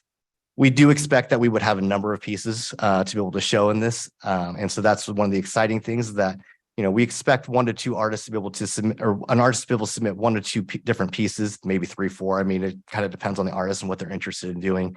But it allows artists, local artists, to be able to get in, right, and get in, especially as they're in that in that learning process, and they're improving their catalog and their portfolio of what it is pieces that they have. We are looking to charge a small application fee of $10 per piece to be able to help offset the additional staff time and things that we're trying to be able to do to be able to curate the show. We're expecting that's going to bring in a few $100s, depending on the size of the number of applications, the number of pieces that we're going to be having, and the number of participants that are anticipated to do it.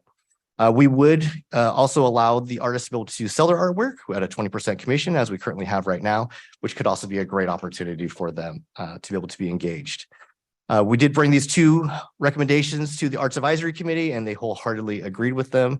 They did believe that, local artists and be able to get artists, student artists and emerging artists opportunities to be able to display artwork are a fantastic opportunity for our community. So the recommendations this evening is to be able to look at these 2, the recommendations for this evening is to be able to approve the art gallery for students upstairs in the 2nd floor of the Dory Station Community Arts Center, and also approve the addition of a juried art show to the annual gallery schedule. Thank you. Thank you.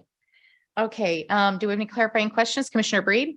Hey, Adam, just because I think this question will come up from the public is, how do we go through to make sure that the artwork is fits the city standards and is inclusive for everybody? Absolutely. And we do make sure that that is part of the application process, and that all of our works are juried, or excuse me, not juried, but reviewed. And so, but through that review process, we were able to look at the style and the type of artwork that the artists have.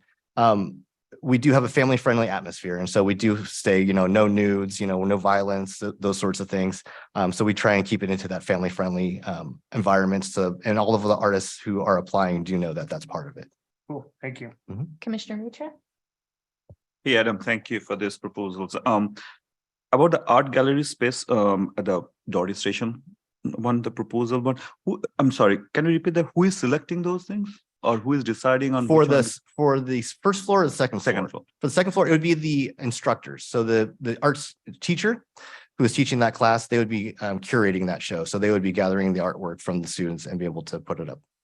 So, I mean, I don't know how many teachers will be there. Will there be enough space for that, or there will be some lack of space? I mean, I'm just thinking it loud in a situation where they always say, one teacher says, I don't have space, or I don't have enough space, or something. Yeah, and so what we'll do is we have designated walls, and so we'll allocate certain wall spaces to each instructor based off of the number of classes they have, the size of the classes, the number of classes they're offering, so that way their participants have enough space.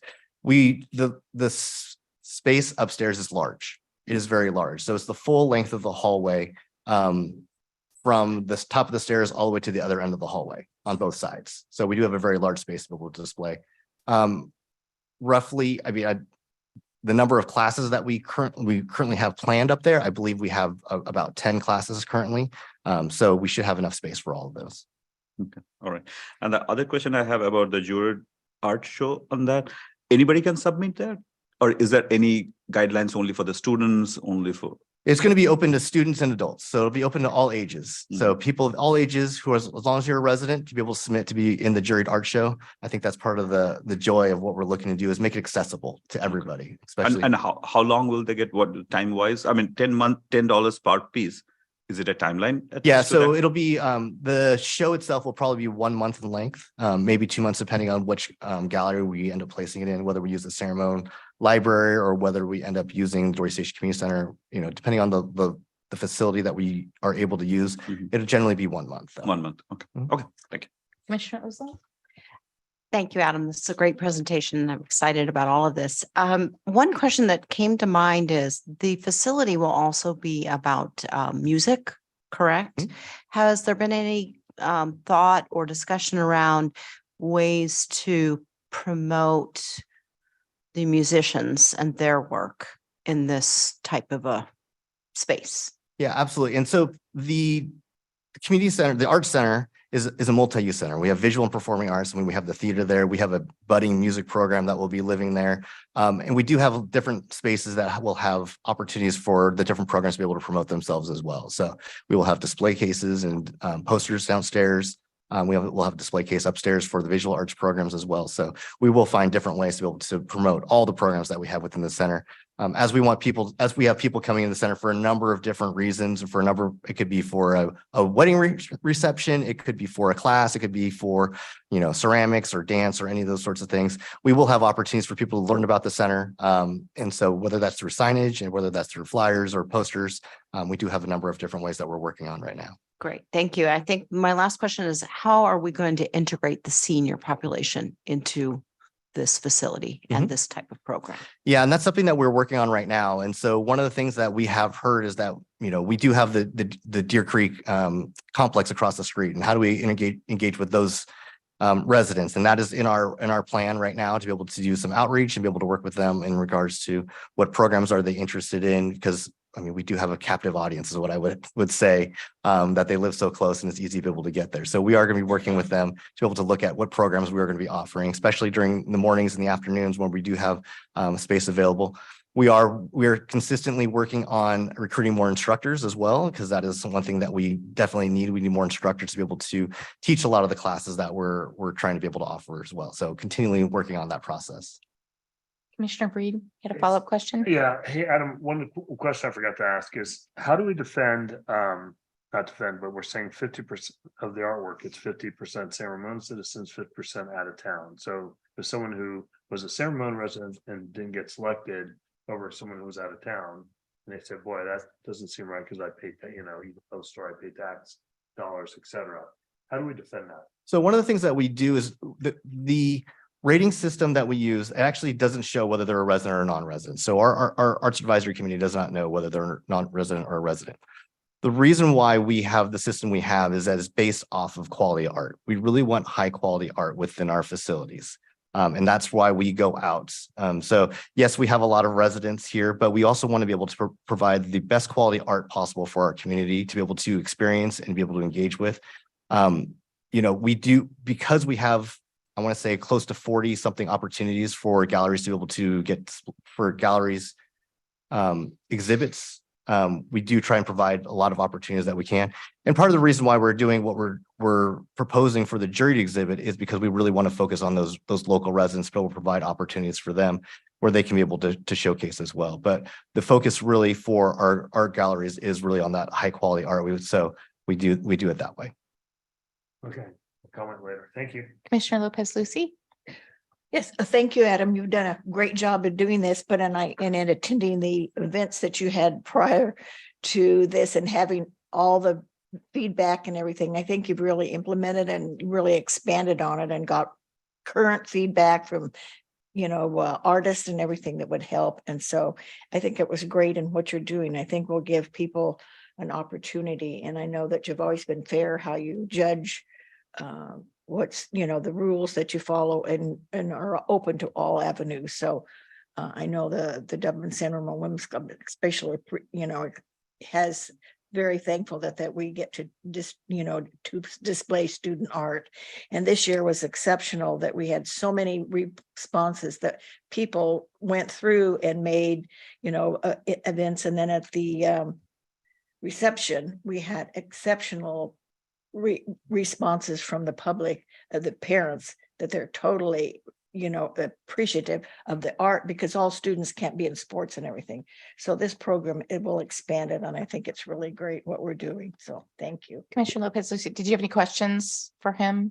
We're at the kind of question No. period. No, good. Okay. Any other questions?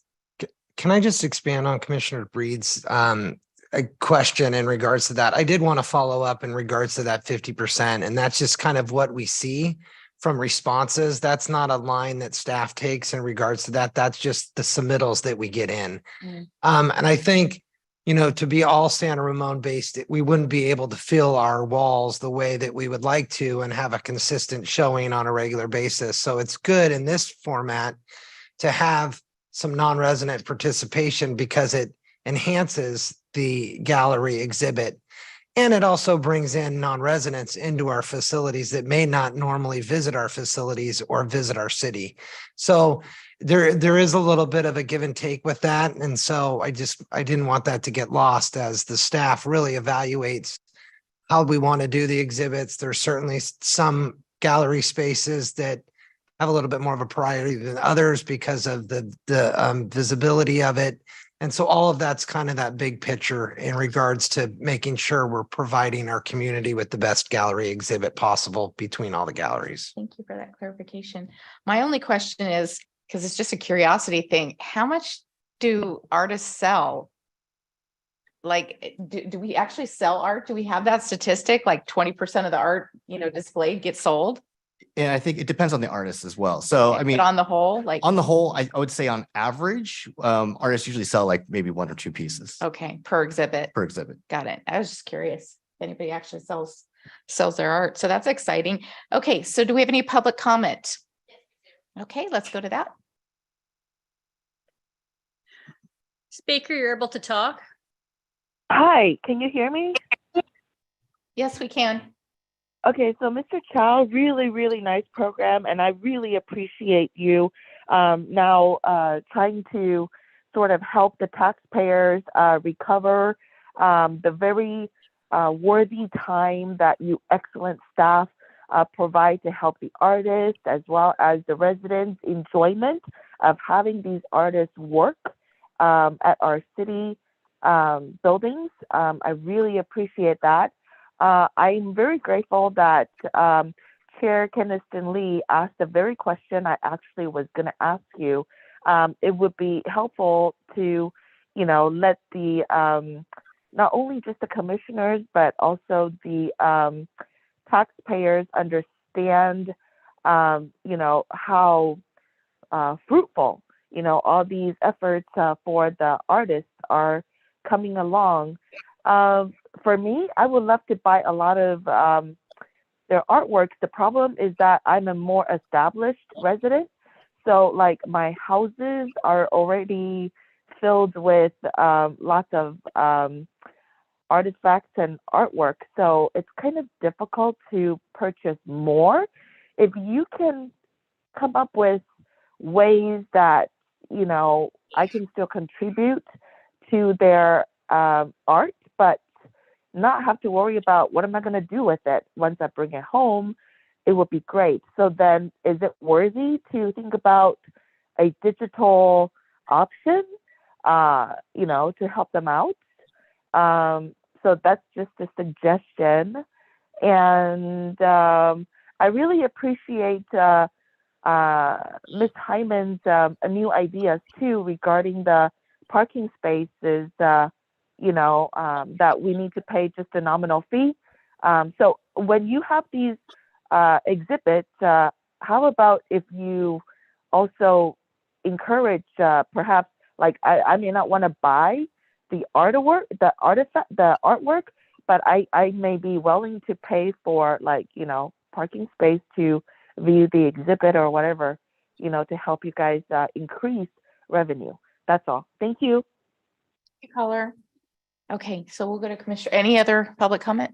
Okay, we'll go to Commissioner comments. Don't raise your hand. Paul. Hey, I have one. Hey, Adam. I just want I love this idea. Not just love the idea, because I think it's smart and I like the whole merging artist idea. I know this isn't the scope, but that whole 50-50 thing gives me the EGGs. We need a better principle approach that when it looks of the citizen comes. I just think we need something a little more defendable in that area, but it's not in scope of this idea is amazing. I love it and totally support it, but I've been thinking about it a lot. And so anyways, we'll talk it offline or talk to Kathy about it. Before I go to Commissioner Dorlick, I would imagine if 2 pieces of art or 2 artists being equal in quality, the favor would go to San Ramon resident, correct? Not currently the way the process is set up because Okay. we don't Just have. throwing it out there. we- I mean, I get all the reasons why you guys are doing it, but I just, I'm just kind of to add to the clarification, wondering if that's a differentiator, if everything being equal, which we're talking about art, and Vice Chair Dorlick is now going to educate me. Well, and Yeah, Go for it. Well, having spent 10 years on the Arts Advisory Committee and Carol has spent many years as a liaison, there's never been an issue regarding this. So I think we're creating an issue out of a non-issue. The art is quality art, and that's the criteria. And the fact that we're expanding on the second floor to have residents and students participate in a jury selection, takes that into account without the quality of the art that we're doing on a selection basis. Good point. So, if we start evaluating based upon resident versus non-resident, then we're not going to be looking at it at art. We're going to be looking at it as a political tool. And I don't think that's what you want to do with art. It's the same thing with the quality of the art or the presentation of the art. These are pieces that are accessible by residents. They are not, there's not a price of admission. So that's why the art has a criteria that allows it to be openly displayed in an area that is accessible by all ages, all people, et cetera, et cetera. So it's not, you're not paying $25 to go see an exhibit because you know what's going to be in there. You're walking through the Lindsay Deutsch Brown gallery to get to the bathroom or to get to the back room for an HOA meeting. So there is a criteria on the art to make it publicly palatable. But other than that, there's never been any issue regarding resident versus non-resident or, et cetera, things like that. So I don't think we need to create an issue out of a non-issue. Did you have any other comments? My only comment was I was gonna Make a motion. make All right, hang on a second. action. Commissioner Ellicott Pesek? Thank you, Adam, for this fantastic presentation. I really, really appreciate the opportunity for emerging or less established artists to participate, having fewer works, et cetera. I think the way you've presented it really is fantastic.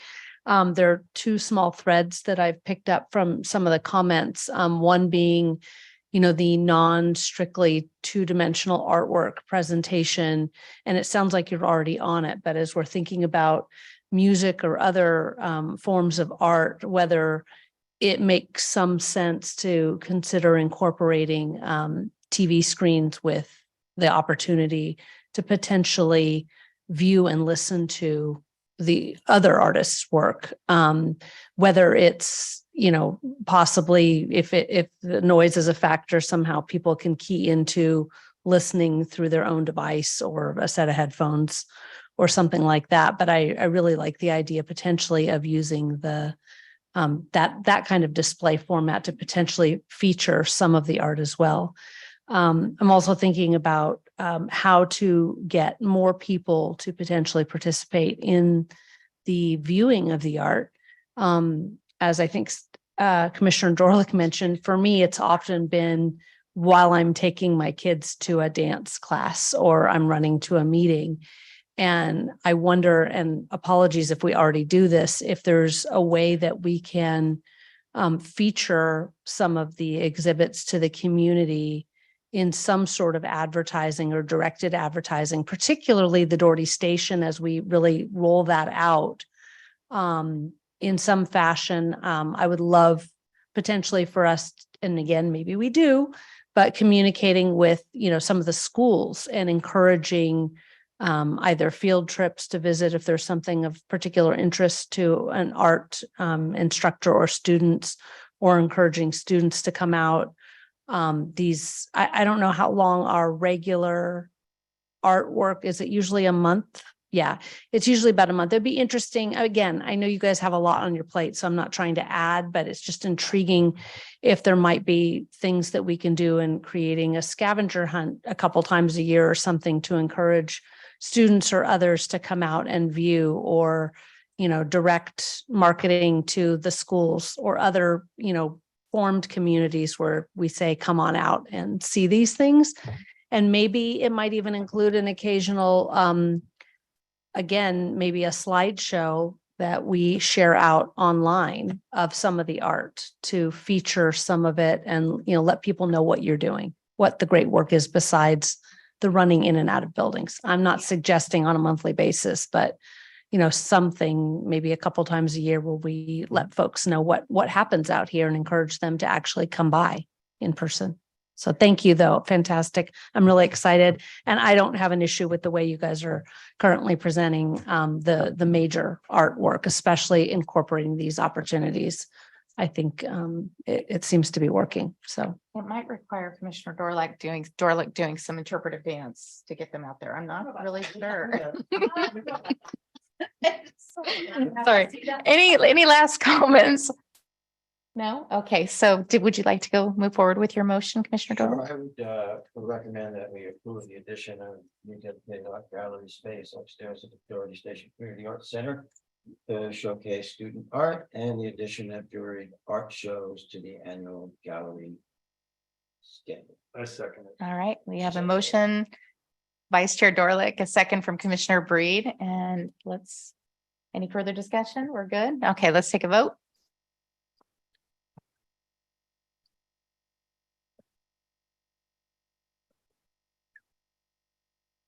Are we missing someone? Oh, okay. We need one more person. Who are we missing? Oh, there we go. Okay, it passes 7-0. Okay, thanks. Thank you. Adam, good job. Yeah, it's so exciting to see all the possibilities of this art center, right? So good job, guys. Okay, moving onward and upward here. 8.3 Arts Advisory Committee recommendation from Brad Morris. Yes, thank you very much, Chair Keniston Lee, commissioners. I'd like to present to you the next couple agenda items, which are advisory committee recommendation appointments. We're going to start off with the Arts Advisory Committee. The recommended action is the Parks and Community Services Commission recommends Lisa Rozarowski to serve as an alternate one to the Arts Advisory Committee with the term expiring in March 2024.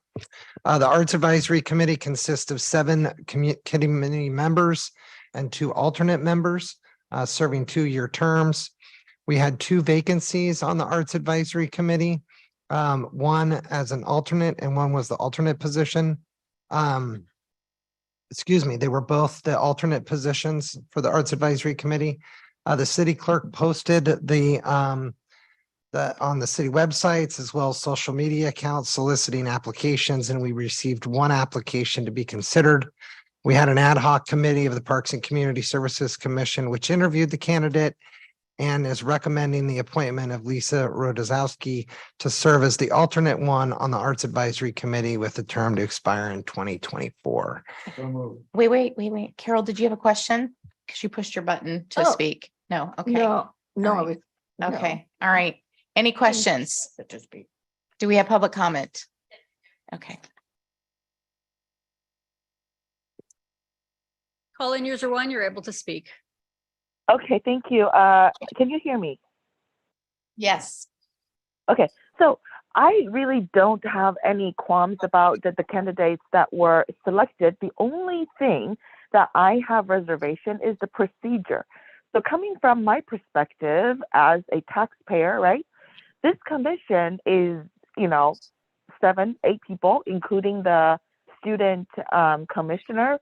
So to have an ad hoc committee that is consisted of only 2 commissioners, to me, is really too few. Yeah. I'm sorry, did anybody interrupt me? No, we can hear I you. continue? Yeah, Okay. continue. Okay. So, but because I know Mr. Dorlick and I know Chair Keniston Lee, so I can allocate that, but it should not have to be like this. What I mean is procedurally, I wish this was a more like a full commission appointment and interview. And if not, at least 3, right? 1 less than the quorum really should have been the ones who evaluated the candidates. And even if not, like today during the presentation, Mr. Morris failed to tell the public based on what do you guys, recommend these 2 individuals. I mean, I'm sure they're excellent, but I don't know because you didn't talk about what you find was outstanding. All you're saying is, okay, So this happened and we find these two people, worthy of the appointment, go ahead and vote. So the public is wondering, okay, why did you pick these two? Can you guys at least point out some of, the noticeable qualities or whatever and share it with the public? Thank you. Okay, thank you, caller. Do we have any commissioner comments? I'll entertain a motion. So move that we accept the recommendation for Lisa Razanski to serve as alternate number 1 on the Arts Advisory Committee with a term expiring March 2024. Thank you. Okay, Commissioner Dorlick makes a motion. Carol Lopez Lucy makes a second. Let's go ahead and take a vote.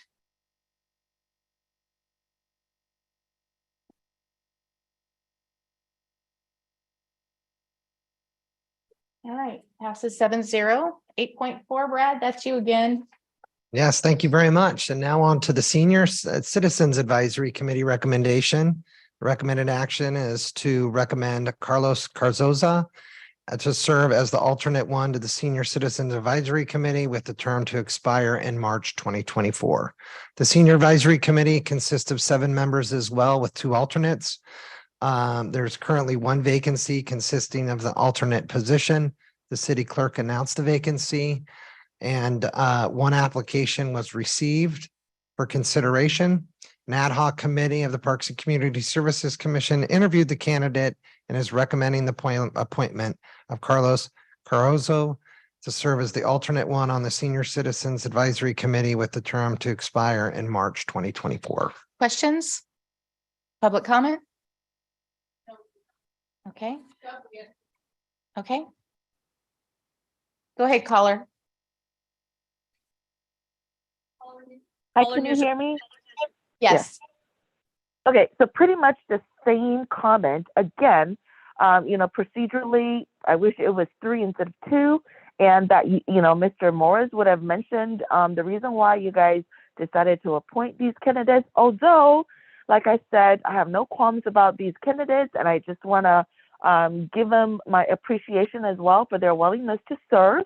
And since you guys are appointing them anyways, I, just wish you guys all the best of luck, and thank you for your willingness to serve. Thank you. Thank you, caller. Okay, any commissioner comments? Okay. All right, do I have a motion to? Yes. Okay, Commissioner Breed. Oh, you have, yeah, go ahead. No, go ahead. Go ahead. I move we appoint Carlos Carzoza, to serve as alternate 1 on the Senior Citizen Advisory Committee with the term expiring on March 2024. Do I have a second? Oh, you can say. Okay, so second, Carol Lopez Lucy. Yeah. Yeah, all right, let's take a vote. You yield the floor. All right, we're missing somebody. There we go, passes 7-0. Thank you. All right, you're up again, Brad. All right, and last but not least is the Library Advisory Committee, and the Parks and Community Services Commission's recommending Johnny Tung to serve as the regular member on the Library Advisory Committee with the term to expire in March 2025. And Deep Mahagan to serve as an alternate 1 on the Library Advisory Committee with a term to expire in March 2025 as well. This committee has 5 regular members with 2 alternates. There were currently 2 vacancies, 1 consisting of a regular member position and 1 of the alternate position. The ad hoc committee interviewed the 2 candidates and is recommending the appointment of Johnny Tung to serve as the regular member on the Library Advisory Committee, and Deep Mohammed to serve as an alternate 1 on the Library Advisory Committee, and both of those terms would expire in March 2025. Okay, questions? Do we have any public comment? Okay. Caller user 1, you're able to speak.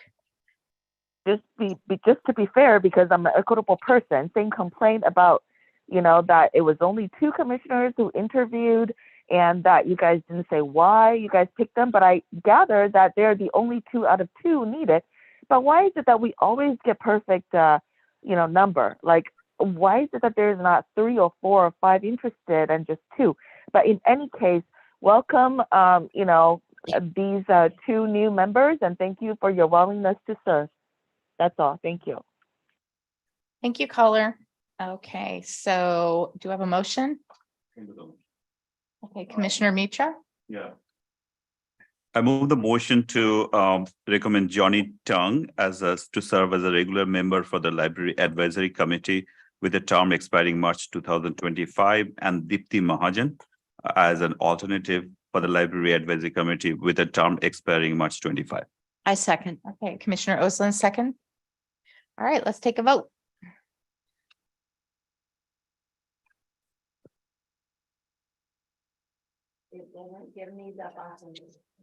Did you get it? Okay, that's a 7-0. Thank you. Oh, yeah, you're good. Okay. Unless we have a mysterious voter we're unaware of. Okay, thank you, Brad. Thank for you very much, Commissioner. Facilitating that. Greatly appreciate it. Okay, we're gonna go to item 9. We're in the home stretch, gang. The 9.1 Recreation Maintenance and Operations Report. Is there anything you wanted to highlight for us, Kathy?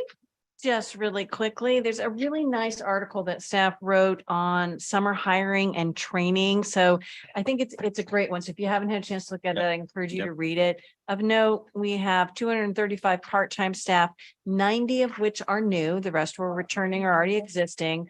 When you think about 235 staff, all of those staff have to be trained and ready to go with the start of summer. Most of them are college students. So it's a bit of a scramble in those last 2 weeks, right, when we're putting the Wind Festival on, to get everybody trained and up and ready to go to operate. So an interesting article for you to read. Yeah. And then I did also want to point out that the graffiti and vandalism is still occurring in Central Park. It's very frustrating. The police are really actively addressing this. There have been increased patrols. The cameras have been installed and we're really working hard on it, but it's very disturbing that this is continuing to happen. And my gut says that we've got one group of kids that's probably repeatedly coming back. So it's only a matter of time. So before, Bronson when we need him. yeah. And then lastly, I know everybody had asked questions about the Bollinger Canyon Fountain. And so I had sent that one email out from Public Services. I got a follow up because I asked him again tonight, because Commissioner Breed had specifically asked about it. So I'm going to read it to you because he's got technical terms in here. We are scheduled for Grundfos to perform a vibration analysis on the 100 HP display motor on Friday. When they turned it on, the motor seemed unbalanced, creating abnormal vibrations. On the good side, all electrical components have been installed and functions are fine. They're also going to swap out the filter pump and motor assembly. We'll know more after the assessment this Friday. Okay. So Thank you, hopefully it'll Kathy. be done soon. Yes, so that's where we're at. So Kathy, how did we fare with lifeguards this year? Because I know that's been last couple of years, it's been tough for some communities to recruit lifeguards. Actually, we've done very well. When we changed our model to contracting out the swim lesson portion, that decreased the number of lifeguards we had to hire, which has made it possible for us to recruit and manage our numbers. Whereas other cities who are still doing in-house swim lesson programs really have struggled and not been able to stay open or do as much. Nice. So it's an interesting question, and there's pros and cons on both sides, but As long as we've got enough to keep everybody safe. We're staffed, 2 pools running, we're good. Nice. Commissioner Mitra? Yeah, so Kathy, just one quick question about the indoor facility rental.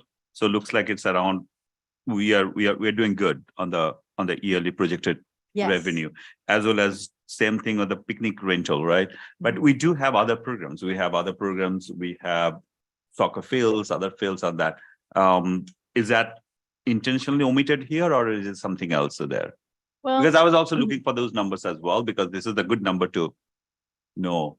yeah, we don't give you every single thing that we do in the rec report because it's too expansive and it doesn't necessarily make sense. And in fact, I even directed staff to try and get away from doing every single month the exact same thing, because it takes a lot of time and energy and effort, and it's not as impactful. And I asked them to look at it more like a newsletter. So, once a year, give us a nice healthy update on sports fields, not just the numbers. I do think, however, the facility rental one is interesting. And specifically this year, as we've been coming out of COVID, we've been trying to get up to that number again. But absolutely, I can ask them to prepare to put something in there for you, so you can get kind of a sense of it. Good, thank you. All right, Commissioner Osmann? Yeah, I just had a quick question about Parks Make Life Better for Crow Canyon Gardens. I thought I read that we're creating a special group that's just going to focus on Crow Canyon Gardens. Is that Yes, true? we do have a volunteer program at the Volunteer Gardeners at Crow Canyon Gardens. And it has been operational for a couple of years here, but it's been very small and we haven't put a ton of time and effort and resources into it. We've had, 2 or 3 gardeners, and even years before we had 3 or 4. And so we've always had volunteer support out there. But now that we've hired our nature coordinator, who you met just, I think, last month, and we've got our Jessica Reber is our supervisor over the farm and the nature programs. We're going to be putting a lot more resources and really building that program out and helping it grow.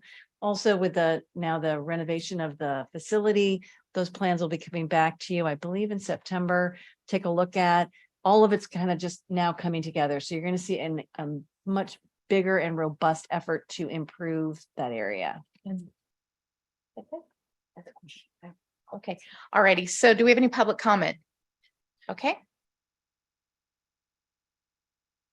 Colin, yours are two, you're able to talk. Hi, can you hear me? Can you hear me? Okay, so I have a question for Ms. Hyman. I'm looking at your staff report, and thank you for the photos that you took of the graffiti vandalism in our bathroom. What I'm trying to ask is, I see that there are some particular phrases or numbers that are repeating. Did maybe the PD or maybe you guys are familiar with vandalism? Are these gang related? Can you guys tell from the graffiti if these are out of towners? Or do you believe that this is done by our own? I'm just Kathy, curious would if you have those information. would you rather that we pass our question along to PD, or would you like to comment on it? It's your call. I'd be happy to, Okay. comment a Yeah. little bit on it. The PD is aware of all kind of gang kind of related activity. In this case, we don't believe that is the case. We believe these are probably local teenagers because the vandalism is occurring repeatedly on the weekend nights. And none of the symbols there are related to any of our known kind of gang related. Okay, thank you. Thank you, caller. Thank you. Okay, any other public comment? No. Okay, comments from the commissioners? Commissioner Osmann? I just want to encourage everyone to go out to the Forest Home Farms Historic Park and see the new organic garden that is new and improved, and it's really beautiful. Nice fencing, irrigation, plants, flowers, and it's a great learning tool for our children. So the Historic Foundation raised the funds to build that. And it's beautiful. Commissioner Breed? Yeah, hey, I just want to say, we're recognized, we all ask at the Art and Wind Festival that we be a little more environmental conscious with utensils and recycling. And I actually was taking pictures of garbage cans. My wife thought it was weird, but I thought that we did a nice, Steve and team did a really nice job in educating the public and those that they are written about recycling, and they covered the garbage cans up that, kind of forcing people to think about where they're throwing the garbage. So it's something we've asked them 2 years in a row, and I think that the execution was really good. And I saw Steve put it out. I thought it was really smart. So thank you for doing that. Whoever did it. I need to give credit where credit's due. Our Public Works Department is amazing, and Carrie is the staff person who oversees all of the garbage and recycling programs. And there was a great partnership between Parks and Community Services and Public Works to really amp that up. And then, of course, you all got the little cup, right? That says trash free San Ramon. It changes colors. It's super fun. And that all was because of Public Works. So it is all about partnerships, even just across the city, to make things happen. So thank you. Well, we're clear. Commissioner. I just want to piggyback on what Commissioner Breach said, because I did save my cups and they go through the dishwasher totally fine. So I have small cups and I have large cups. So thank you from just two, because we're two of us that purchased the drinks. I guess I didn't get a cup. They went in. All right, I will Oh, get I you get all the cup. cups. Okay, so. next Thank meeting, you. Everyone gets a cup. A cup for you and a cup for you and a cup for you. A cup for you, cup for you. Okay. Okay. Any other comments, guys, on this item? Okay. We're gonna go to item 10, Commission Liaison Reports and Announcements. I'll start with City Council.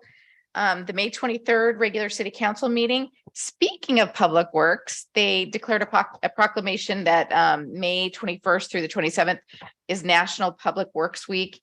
And I always like to remind everybody the connection of parks, the Parks Department to Public Works. They keep our parks looking good. They keep our facilities running. I mean, there's so much that they do to keep this city well-run and beautiful, and all those things that we appreciate. That if you see a Public Works person, thank them, because we're very fortunate that they work as hard as they do. So thank you to Maria, who's the director, and her team. They do a great job. Some resolutions approving landscape and lighting district items. You don't need the details on that. The Teen Council annual report was presented by Chair Gupta, Student Commissioner Chair Gupta, and well received as usual. They did adopt the fiscal year 2023-24 operating and capital budget, establishing the appropriation limits and authorizing some carryover. I won't go into details. There was a joint City Council Public Planning Commission meeting, a public hearing rather, on May 30th regarding the draft general plan update 2040. Some rezoning issues, specific plan amendment discussion, environmental review. That's a very dense discussion. I'd be happy to talk about with you offline ad nauseum if you like. And then on the 13th of June was a City Council regular meeting. They had a proclamation declaring June 2023 as LGBTQ plus Pride Month. And this Thursday's Pride event is at Central Park, is it not? So that starts at 4:30, I believe, somewhere around there. So and then there was a proclamation declaring June 2023 as Alzheimer's and Brain Awareness Month. So during June, if you feel compelled to wear purple to raise awareness, that's important. And there's also an October 8th Alzheimer's prevention walk in Bishop Ranch, if you're interested in doing some activism in that area. Then another neat thing that was done was that they recognized the 9 iQuest interns for 2022-23. Those of us who've been in the schools know that iQuest is an occupation experience program where they have internships. We had interns from high schools at the city attorney's office, HR, the building and planning, parks. So we had our own intern, engineering, and the city manager's office. And they learn a lot. They contribute a lot. They're actually very contributing members of our community. So that's a good thing. And then they had an extensive update from the Dublin San Ramon Services District, DSRSD, the annual update on water. As you know, they provide about a third of our city's water, primarily to Doherty Valley and Southern San Ramon. And let's suffice it to say they gave a much rosier presentation this year than they did last year. Hang on one sec. And just FYI, about 25, this is my Cliff Clavin moment. About 25% of our water comes from recycled water, about 70% from water agencies, and about 5% is pumped groundwater. So the good thing is they were able to declare the shortage, the water shortage lifted, which is great. One outstanding concern is the PFAS which are what they call forever chemicals that they're finding in low amounts in our groundwater, in the wells and so forth. So they are coming up with a mitigation strategy. I did want to mention, because they do always, City Council always gives this interim city manager or /city manager, whomever is here, the opportunity to talk about some things. So you may have noticed the video, the TVs out in the rotunda are closed off. They're installing our video wall, which will be finished in August. And that'll be a neat way to handle some overflow we might have in here or to display things out in there. So that'll be kind of neat. And those were the biggies. So why don't we go down the road and Commissioner Ellicott Pesek, want to start us? Nothing? Okay, Commissioner Mitra? No, I don't have it. Okay, And the so tax I'll start with, we had two meetings. I had two extra meetings this week. The Senior Advisory Committee. This is the first one on Monday at 10. And we received a presentation from Chris Weeks, the Transportation Division Manager. It was really good. I learned so much from his presentation about our local transit in Bishop Branch. He actually came from Sunset Development and now is a part of the city of San Ramon. But we have 18,065 and older in San Ramon based on our census, 18,000 and growing. 65 and over in San Ramon and 180,000 in Contra Costa County alone of 65 and older. So we have an aging population here in our community. But his focus, of course, was on transportation. And he talked about the Presto. I don't know if you guys are familiar with that, but it is the autonomous vehicle, autonomous bus that will be going up and around through Bishop Ranch. And there's going to be an open house on the 20th next week from 2 to 4. So you can ride the bus. It holds 8 passengers, goes 15 miles per hour, and it's available Monday through Friday from 7:30 a.m. to 5:30 p.m. And it does a loop. It does what? A loop. So it starts and just keeps on going. So there were a lot of questions from the seniors, from the Senior Advisory Committee about, just how it operates, how it's going to be promoted. And basically, what I learned is it's a collaboration of BEEP, which is the operating system, and people who work for BEEP. It's Contra Costa Transportation Authority, San Ramon, and Bishop Ranch. And so the the program is called Presto. So I encourage you guys, if you're around next Tuesday on the 20th, to go between 2 and 4. And I would imagine, I'm not exactly sure where you catch it. I was gonna say, did they tell you where to meet? No, I don't have that information, but City Center. Okay. Okay. So one question I asked was because I know we have the new senior housing across on Bishop on Bollinger that's being built now. And we discussed the POPA, right? The privately owned, publicly accessible park, which also had a transit facility there. And apparently they're thinking about moving the transit facility to a different location. Because my question was, will this vehicle, this Presto, make a loop to that transit facility? And that's when I learned that there may be some discussion about moving that. So I didn't ask about the park because I didn't think Chris would know anything. Well, he might, but anyway, so that was new information to me.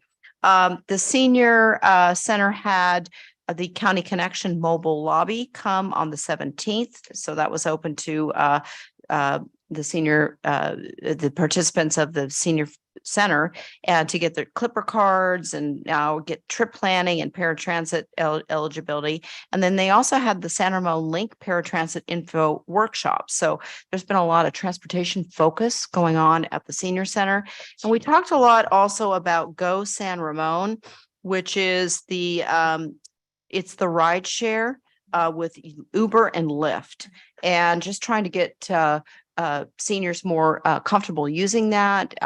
There's been some resistance from the seniors, and Becky Adams talked a lot about that because she's been involved in getting this off the ground. So there's an app, and you can get a discount. It's $5, up to $5 to go anywhere within San Ramon and Dublin for seniors. Yes, for seniors. So yeah, well, you got to go on Lyft, or you got to go on Go San Ramon and download it all. And you got to be a senior. So I don't know if you qualify. So he also told us that, let's see here. Well, we talked about AARP also has some great publications around cities and walkability. for seniors and parks. So I'm going to be looking into that. The other thing we talked about was the Senior Advisory Committee's goals and their timeline. And then the committee has created a senior recognition program. And so they received applications to nominate seniors who've kind of come up and beyond or professional organizations. And the Diablo San Ramon Women's Club. Am I getting that right? Did I say- Dublin, San Ramon. Thank you. Not Diablo. Dublin San Ramon Women's Club was selected to be the Oh, that's recognition neat. of the first That's awesome. Senior Recognition Program Award. So, and then I also had that morning, we had the Open Space Advisory Committee meeting, and we talked about the inventory of the open space in San Ramon, and we talked about that map that Bob was discussing.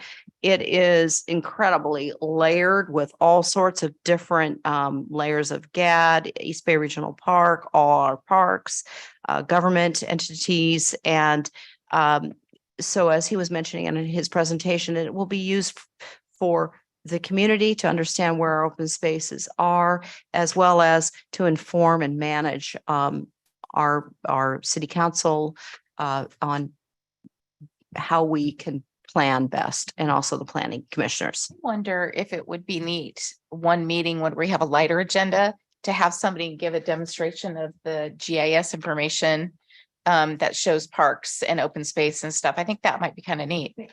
Yeah, just plug. I won't be here, but I can You come. watch You can us. I can come. Yeah. And let's see, the only other thing we talked about was, our Open Space Advocates Forum. We've developed a survey. Thank you, Brad, for taking the lead on that. And we discussed the kinds of questions that we want to have in the survey and who should be receiving it. It's going to be focused on the advocacy groups, professional organizations, and that are focused on open space. So that's in the works. And I think that was it. Thank you. Mhm. Commissioner Vice Chair Dorlick, Yes, would you like to contribute something to our discussion? you mean regarding the Arts Advisory? Yes, that would be good. Well, the main topic of discussion was already presented by Mr. Chow this evening. We did elect officers at the meeting as well, and had the overview regarding the Art of Wind Festival update. Mhm. So pretty redundancy. Very good. Yeah, Okay. that's All it. right. Commissioner Lopez Lucy? You reported on the park, or not the parks, but the planning and the city council, their joint meeting. And then on June 6th, they did have the study session on the West Side Drive Development Plan Concept Review for Labor's Union Housing Project. And that was mostly what they spent their time on, was all of those things about how many houses. There was a lot of objection to the people who live around there naturally, and that they felt it should remain open space. So that will be, we'll see what was happen from that. That was their main thing for that evening. So that's all I have to report on that. EDAC did not meet this month. And I will just say, make a comment on the Dublin San Ramon Women's Club of getting that reward. That was gracious. But the library that we updated there and we keep it up to date has been very successful. Yeah. So I think that they appreciate it, and we are very thrilled that they like it. And you can even go there yourself and find a lot of books to read. Neat. So that's my report. Commissioner Breed? Wake up.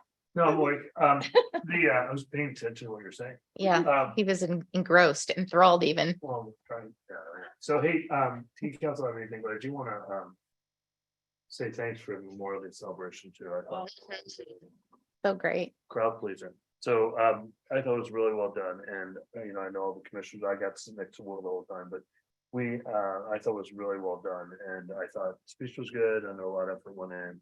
And the juggle those two events with Art and Wind and Memorial, I thought it went off really well. So Okay. thank you very much. I'm looking forward to the flying eagle. That'll be good. Eagle lands. you know, Things they- happen for a reason. Yeah, but it's supposed to be there. that's good. Thank you. So did the technology group meet? Yeah. That was a I'm done. redundant question. That's given. If something changes, I will let you guys. Okay, okay. We will hold a special meeting. Yeah. No, we will, all show up. we will host a special agendized meeting just for Arthur's report on that. Okay, anybody else have anything? Do we have any public comment on that? Okay, let's go to public comment. And our commissioner comments. Call in user, you're able to speak. Hi, can you hear me? Yes, we can. Okay, I want to challenge the statement that Presto is not Baidu. I read somewhere in the earlier, maybe that they're now concerned that people are aware that this is Presto is part of the Chinese, experiment on autonomous vehicles in America, and we are all the very first pilgrim guinea pigs. And I just said last night at the city council meeting that whenever you hop on an autonomous vehicle, you need to be aware that your bio facts or your bio data are being collected. Your voice, your expressions, your physical, even your weight, your mass or whatever, those are all collected and calculated. So I really resent that our city is not a little bit more transparent. I know that they're eager to develop the economic potential of an autonomous vehicle, especially in the Bishop Ranch, but it should not be at the compromise of individuals' knowledge of what is going to be compromised, because those are personal file data that once is compromised, you cannot take it back. So I really challenge that, Baidu, Communist China is not part of this experiment, because that would be 100% false. And these days, for the Communist Chinese to do business in our country, they have to disguise themselves as, different companies, such as Zoom really is, Okay, that's not really within our purview here on the Parks Commission and. our It commission- is. It's all part of all this disguise. Baidu, Presto, Beep, it's all the same. So please beware. If you want to hop on it, you're going to give us something of yourself that you can never take back. That's all. Thank you. Caller. Okay, anything else? Okay, all right, we are adjourned. I know.